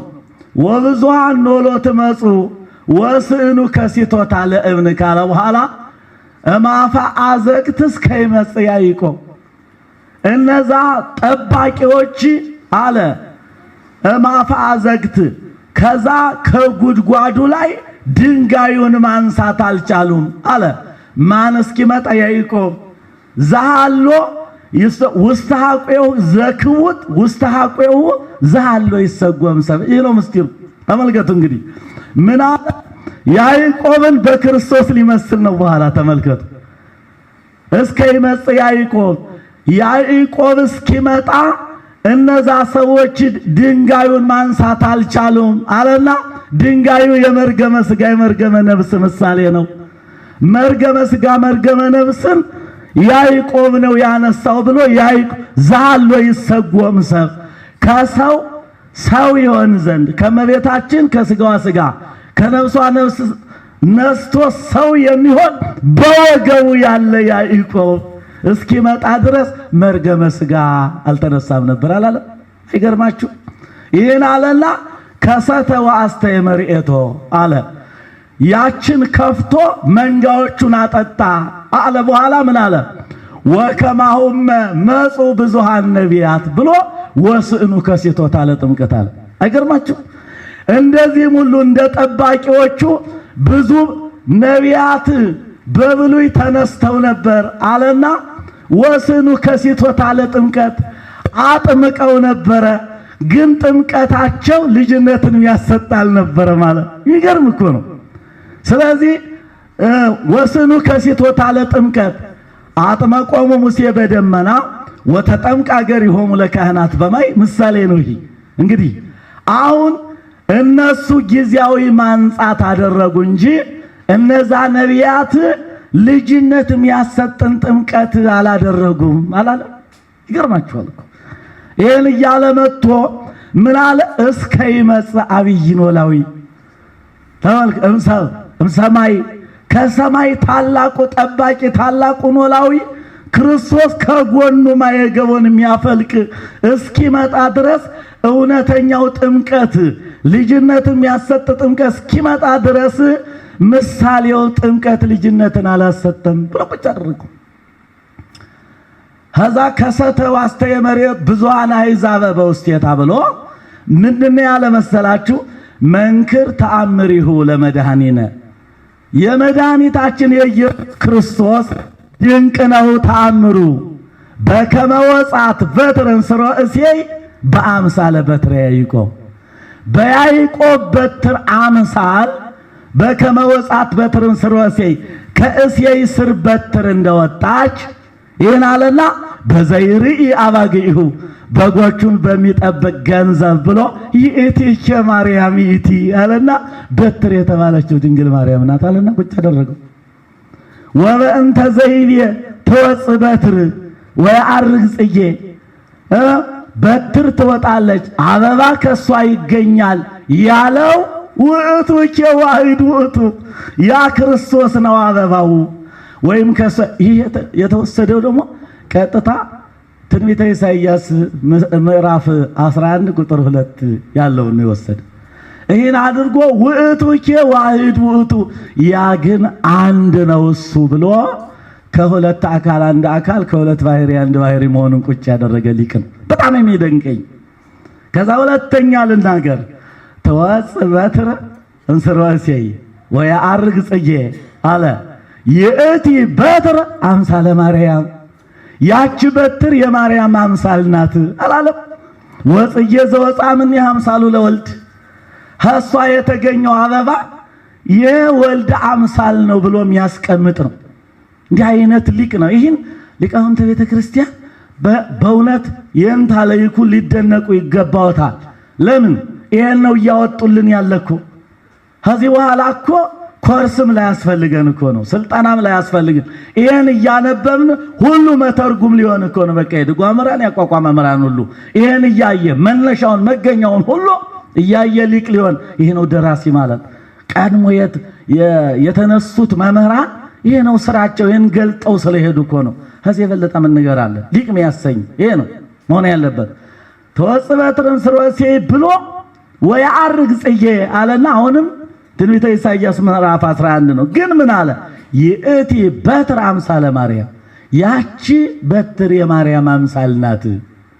ወጽጌ ዘወፅአ እምኔሃ አምሳሉ ለወልድ ከሷ የተገኘው ወልድ አበባ የወልድ አምሳል ነው ብሎ የሚተረጉም ነው የኛ አባት ቅዱስ ያሬድ። ርእዩ በጋ እሁዝ አቅርንቲሁ በዕፀ ሳቤቅ አለ። ዕፀ ሳቤቅ ብሂል ዕፀ ስርየት መስቀል አይደል ቢል ቅዱስ ያሬድ። ዕፀ ጳጦስ ወይም ዕፀ ሳቤቅ የተባለው እንጨት ምንድነው? የስርየት መስቀል ማለት ነው አለና ክርስቶስ የነውሩን መሳሪያ ተሰቅሎ ስጋውን ቆርሶ ደሙን አፍሶ የነውሩን መሳሪያ ወደምን ቀየረ? ወደ ድህነት። ስለዚህ ዕፀ ስርየት መስቀል የድህነት መድኃኒት መስቀል ማለት ነው ብሎ የሚተረጉም ሊቅ ነው። እና በእውነት ወንድማችን እግዚአብሔር እድሜና ጤና ሰጥቶት ከዚህ በላይ እንዲያመሰጥሩ ከዚህ በላይ ለቤተ ክርስቲያን አሁንም አንድ ጊዜ እኮ አይበቃም፣ ይቀጥላል። አንድ ተመራማሪ ይቆማል እንዴ? በአንድ ጊዜ አንዱ ምድር ትሽከረከራለች ብሎ እንደሆነ አንዱ እንቁላል ትመስላለች ይላል፣ አንዱ ደግሞ እንዲህ ነው እያለ ተመራምሮ መጨረሻ ላይ ነው የሚደርስ እንጂ ተመራማሪ አይቆምም አይደል? አይቆምም። ስለማይቆም ገና ይቀጥሉበታል። ድጓውን በሰፊው አሁን ትንሽ ነካክተውት ከሆነ ኋላ ደግሞ እንዳለ ቁጭ እንደሚያደርጉት ተስፋ እናደርጋለን ማለት ነው። ስለዚህ በእውነት ደስ ስላለኝ ይህን ለመናገር እድሉ ስለተሰጠኝ እግዚአብሔርን አመሰግናለሁ። መምህራችን ደግሞ ከዚህ የበለጠ ጥበብና እውቀት ይህንን ያደረጉ ዝም ብለው አይደሉም፣ ከምንም ተነስተው አይደሉም። ሁሉም ጸጋው ስለተሰጠት ነው። በዚህ የዜማው ባለቤት ነው፣ ሲፈልጉም የትርጓሜው ባለቤት ስለሆኑ ትርጓሜውንም ድጓውንም ስላጣመሩት ነው ይሄ ነገር የመጣ። እግዚአብሔር ይስጥልን፣ የሊቃውንት አምላክ ይጠብቀዎት። እንግዲህ የመምህራችን በረከት ይደርብናል። ይንታ እንግዲህ በሱባኤ በጸሎት ነው ያሉት። በረከታቸው ይድረሰን። እሳቸው ግርማችን ሞገሳችን ናቸውና በዓለ ፍስሐ ሐሴት አድርጉልን። ሱባኤውንን አስፈጽሞ ደግሞ በረከታቸው እንድናገኝ እግዚአብሔር ይፍቀድ። ወስብሐት ለእግዚአብሔር። ይቆይ።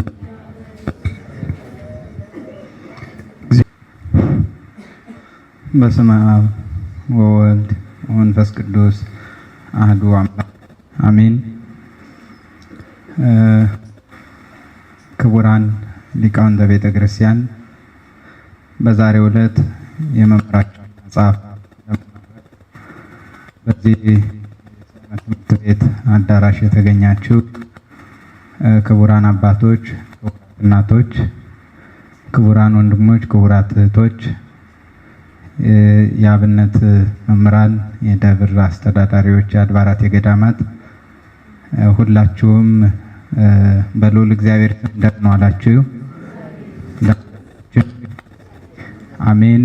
አምላካችን እግዚአብሔር ዛሬም ዘወትርም ስሙ ለዘላለም የተመሰገነ ይሁን። እንግዲህ ክቡራን አባቶቻችን እንደገለጹት እሱ በቂ ነው። ከዚህ በላይ ለመናገር መርሐ ግብሩን ማበላሸት ነው የሚሆነው። አንድ ነገር አለ። ባለቅኔው በአማርኛ ሊቀኝ ተነስቶ የመጀመሪያውን የመወድሱን መጀመሪያ ቤቱን ራሱ ሳይሞላው ገና ሳይጨርሰው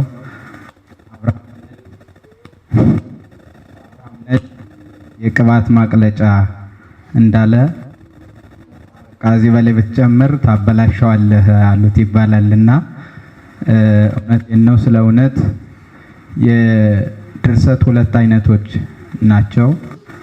ሊቃውንት ከራሳቸው አመንጭተው የሚደርሱት ድርሰት አለ። ሌሎች ሊቃውንት ዳሰስ ችግሮች ካሉ ይስተካከላል፣ እርማቶች ካሉ ከሌሉበት ተብሎ ዛሬ ቤተ ክርስቲያናችን ይሄ ባለመደረጉ ምክንያት ብዙ ችግር ውስጥ እንደወደቀች ታወቃለች። ይሄ ማለት የቤተ ክርስቲያን ሊቃውንት ሲጽፉ ስህተት አለባቸው ማለት አይደለም። ማን እንደሚጽፍ እንዴት እንደሚታተም ሁላችንም ስለምናውቀው ማለት ነውና የኔታ ለይኩን ድጓ በመጽሐፍ ቅዱስ የሚለውን መጽሐፍ ሲያዘጋጁ ቅድም የኔታ ቀለመወርቅ እንደገለጹት ድካማቸውን በዚች ስናልፍ የምናይ ሰዎች ነው የምናውቀው። ያለ እረፍት ደክመውበታል። ድጓ እንግዲህ እንደምታውቁት በጣም ትልቅ የቤተ ክርስቲያናችን መጽሐፍ ነው። ከሱ ቀርተው ነው ይችን ያወጡት። ያንን ለማድረግ በጣም ከባድ እና ፈታኝ የሆነ ጊዜ ማሳለፍ ይጠይቃል።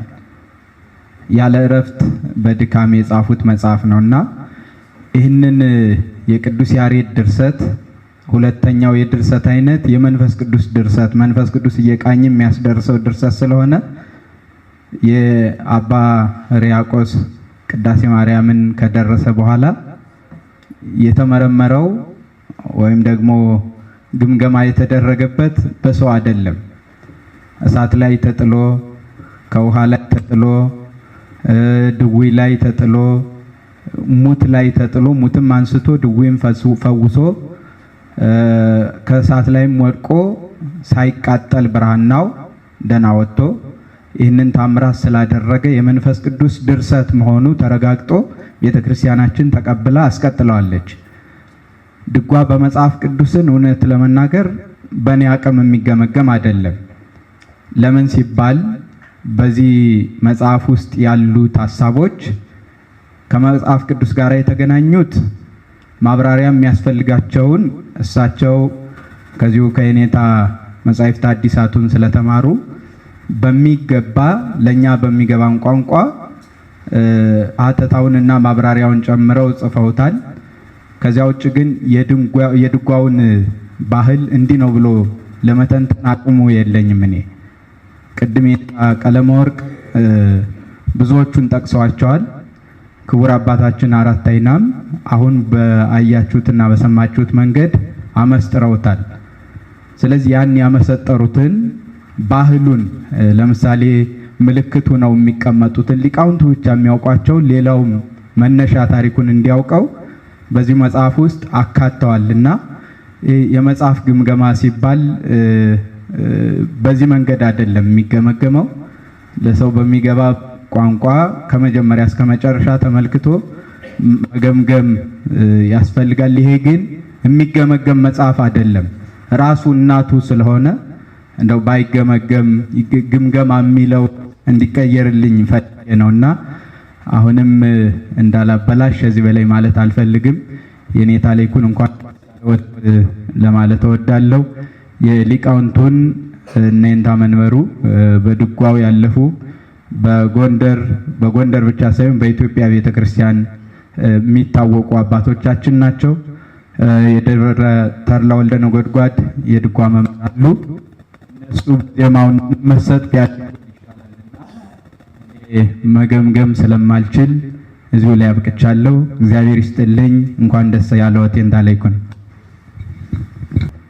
ዝክረ ቅዱስ ያሬድ የሚል በዓመት አንድ ጊዜ በዓሉ ቢከበር የሚለው ነው ማለት ነው። አሁንም ሁላችን እንድናስብበት ይህን ሀሳብ ወስደን የሚያሰባስብ ያስፈልጋልና ይህ በጣም እነዚህን ሊቃውንት የነገሩ መምህር ዮርዳኖስ እሳቸው በቁጥር መጥነው ያቀረቧቸውን ብቻ ነው። ሌሎች ግን የማይታወቁ አሉ ማለት ነው። ቅዱስ ያሬድንም አወቅ ነው ማለት አንችልም ማለት ነው እና የቤተ ክርስቲያን ባለውለታ ሊቅ ስለሆነ ቤተ ክርስቲያን የቅዱስ ያሬድ ድርሰት ባይኖር ኑሮ በምን እናገለግላለን? በምን እንገለገላለን? ስለዚህ ፈቃደ እግዚአብሔር ሆኖ ዝክረ ቅዱስ ያሬድ የሚል በዓመቱ ግንቦት 11 የሚሆን በተመቸ ሁኔታ ቢከበር የሚል የቤት ስራ እንድንሰራ የሚል ሐሳብ አለኝ። ቀጥታ ወደ ተጋበዝኩት ነው። ቅድም በሁለቱ ሊቃውንት የተነገረውና ያደመጥነው ዜማ ይበቃ ነበረ፣ ግን አባቶቻችን ከመስዋዕት መታዘዝ ይበልጣል ስለሚሉ ለመታዘዝ ያክል ነው።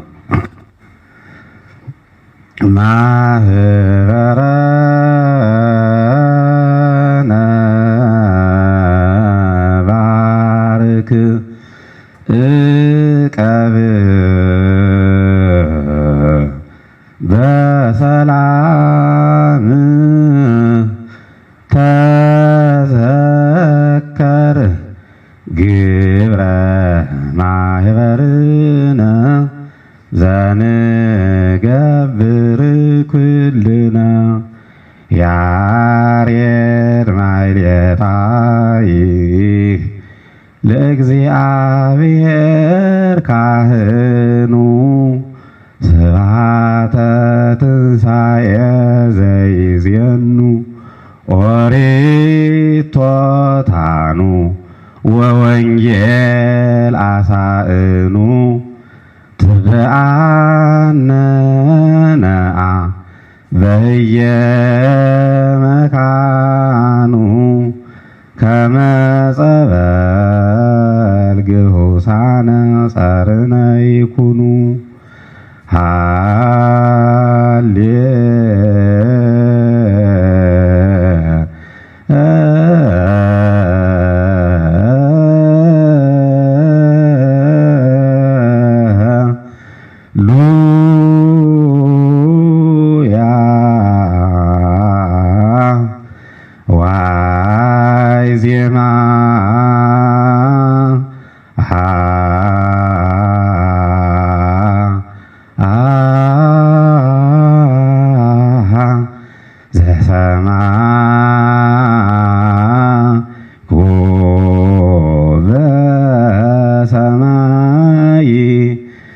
መላእክት ቅዱሳን እንዘይብሉ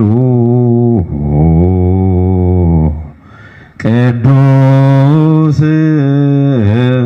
ቅዱስ ቅዱስ እግዚአብሔር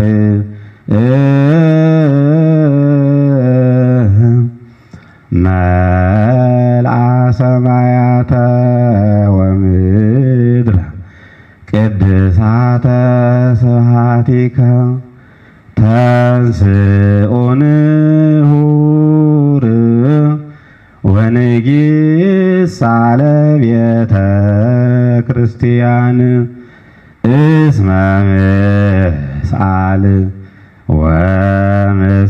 ወምስጋድእቲ መድኃኒቶሙ ለአሕዛብ ትበርህ እምኮከበ ጽባህ እቀበነ እግዚኦ ውሉደ ሕዝከ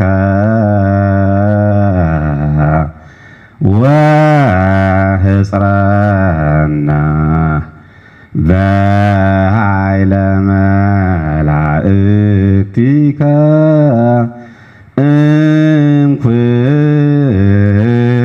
እምኩሉ ምግባረ እኩይ አግሰነ ወውስተ ኩሉ ምግባረ ሰናይ ደምረነ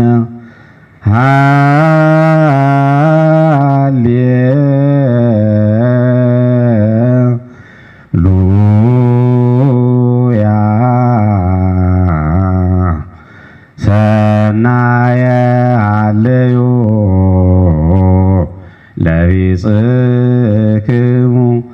ተፋቀሩ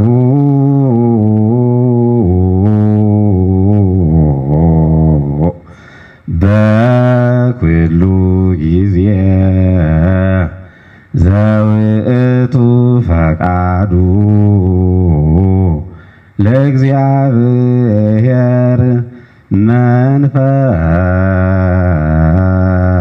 መንፈሰ ኢታጥፍኡ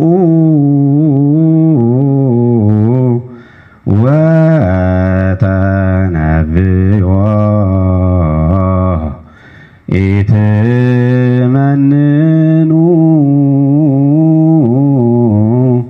ወኩሎ አመክሩ ወዘሰናየ አጽንዑ ተሳሃልከ እግዚኦ ምድረከ ሃሌሉያ ኢየሎ ኢየሱስ ለኒቆዲሞስ እመን ብየ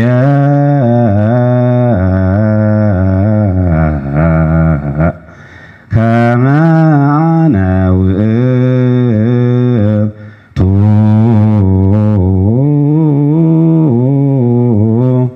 እግዚአ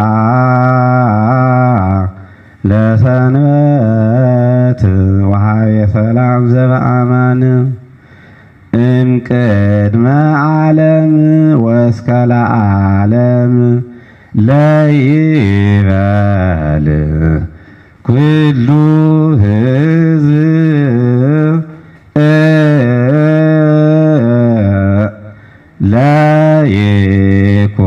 ለይኩን ወስብሐት ለእግዚአብሔር ወለወላዲቱ እግዚአብሔር ይስጥልን፣ እግዚአብሔር ያክብርልን፣ ረጅም የአገልግሎት ዘመን ይስጣቸው። በዚህ ያሉ መምህራን ኃላፊነታቸውን እየተወጡ ገብርኄር ላይ በሰማነው ታሪክ ላይ አትራፊዎቹ ናቸው፣ መክሊታቸውን ያልደበቁ። አሁንም እግዚአብሔር እንደዚህ እያደረገ ያቆይልን፣ ተተኪም ይፍጠርልን። ከዚህ በመቀጠል የዝማሜውን በመምህራችን በአብርሃም እናደምጣለን።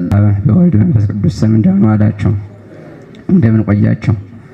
አሜን። አምላካችን መድኃኒታችን ኢየሱስ ክርስቶስ ኃጢአታችን ሳያዘክርብን በዚህ በተቀደሰ ቦታ ስለሰበሰበን በድጋሚ የተመሰገነ ይሁን። እኔ የተጋበዝኩ የአቋቋም ዝማሜ ነው።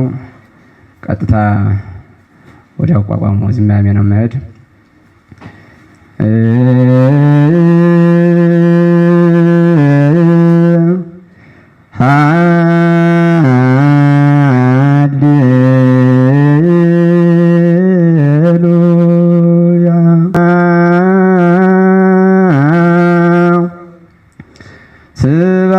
ስብሐት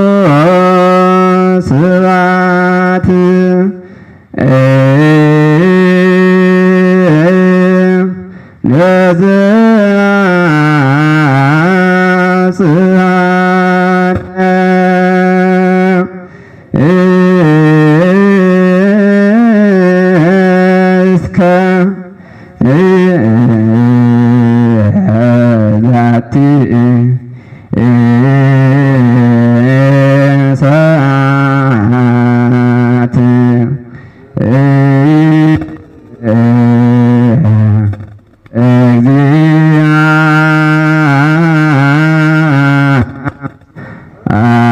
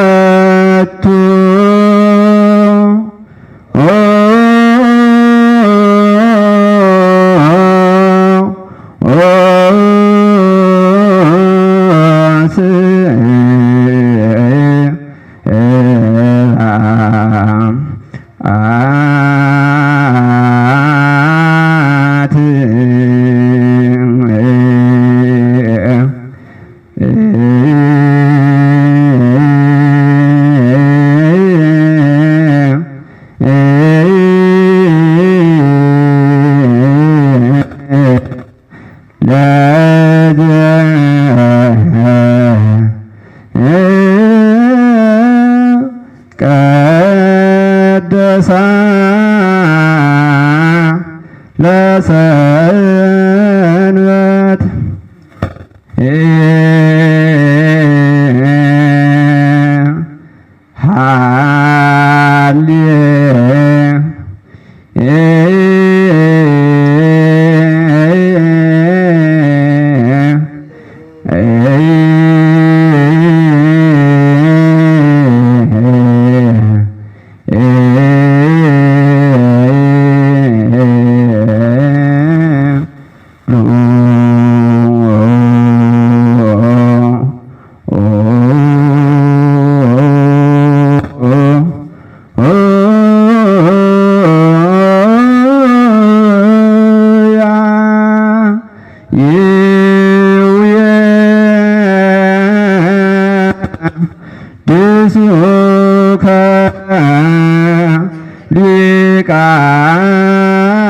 ሊቃውንት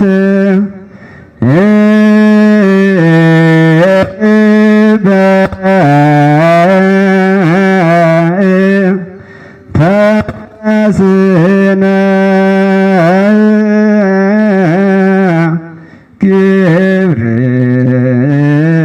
ግብርከ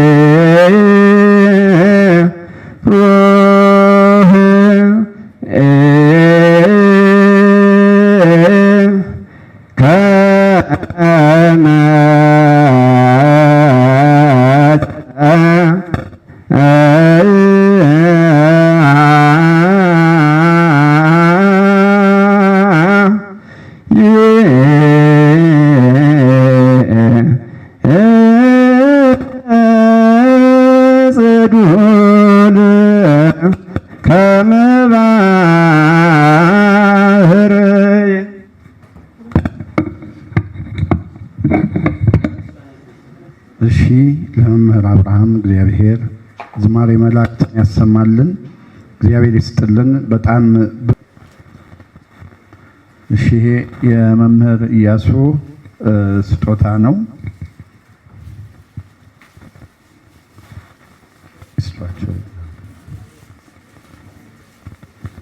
ያው የተለመደ ነገር አለ፣ ይከፈት ይገለጥ የሚባል ነገር። ሌላም ስጦታ ይሄው እየመጣ ነው።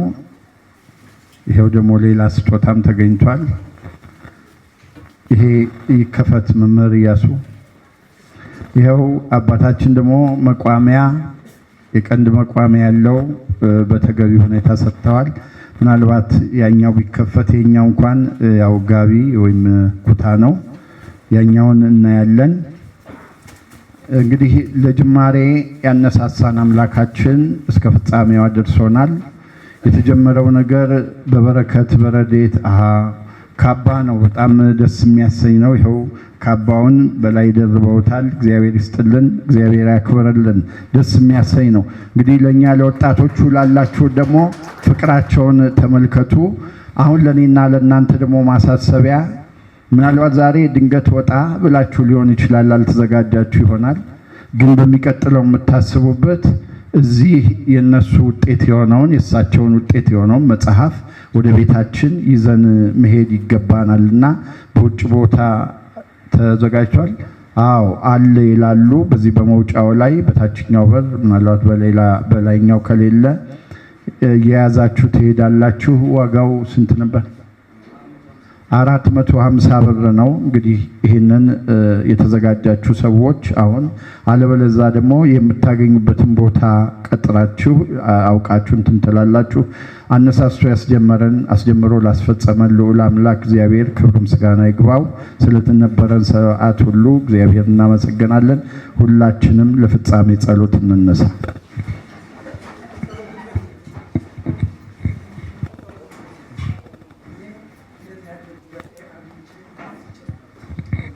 የአባታችንን ድምፅ ማጉያ ልሰጣቸው ነው።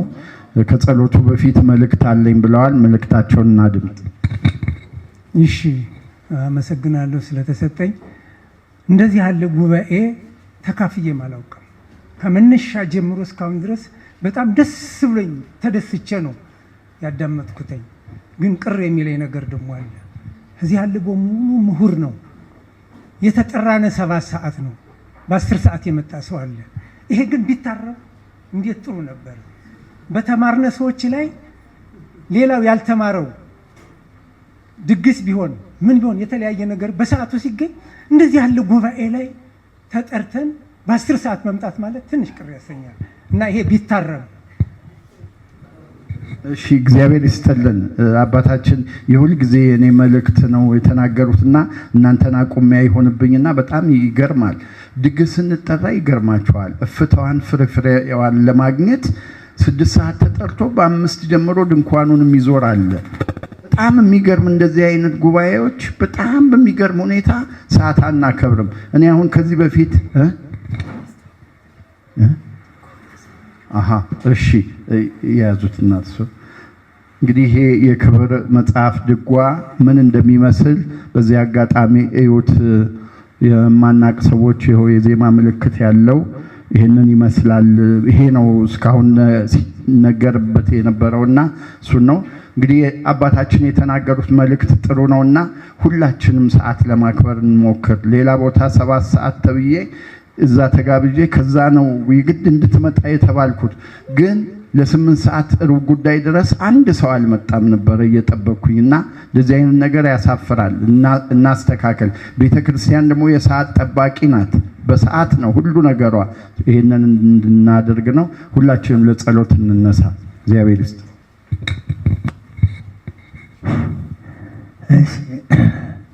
ላስተማሩልን ለዘመሩልን ሁሉን አደረጉ ቃላት ያሰማልን። በጣም ያው እንግዲህ አባቶች መምህራኖች ብዙ ገልጸውታል። እኔ እዚህ ላይ የምናገረው ነገር የለኝም። ምክንያቱም በደንብ ሚስጥሩ ሁሉም እንደሚገባው ተደርጎ ተነግረዋል።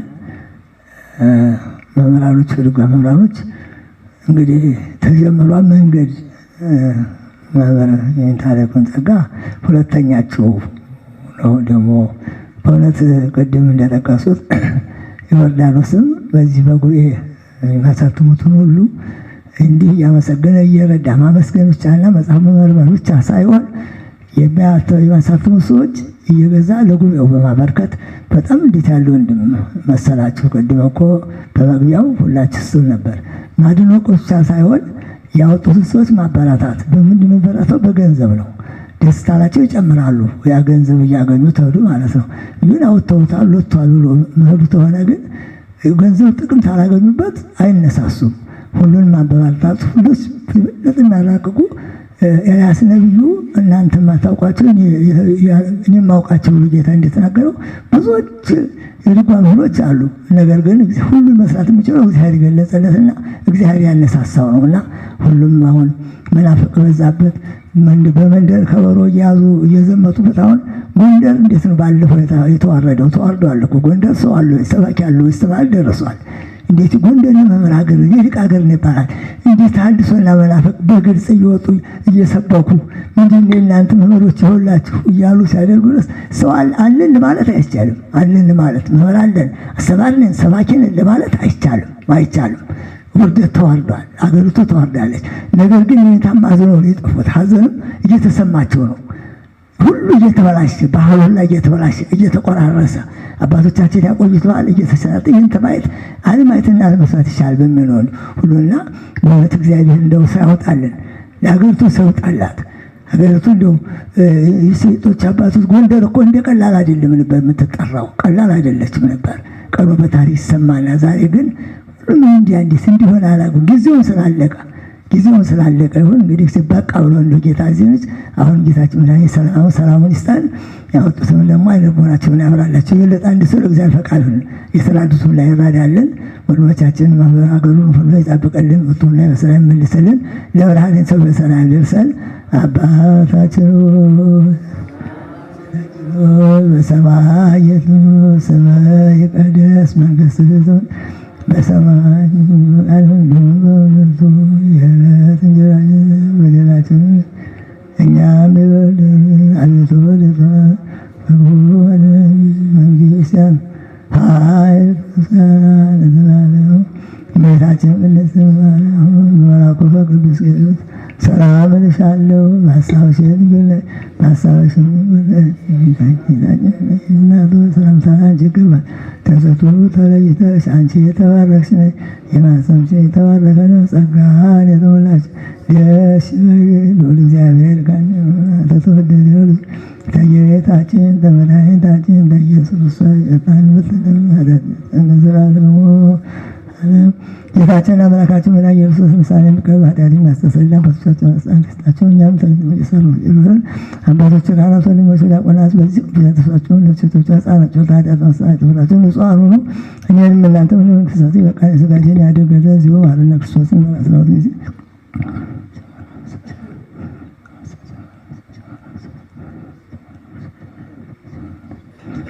ባለፈው ይቅንድን በጣም ጠብቀን ከማበን ተማሪያም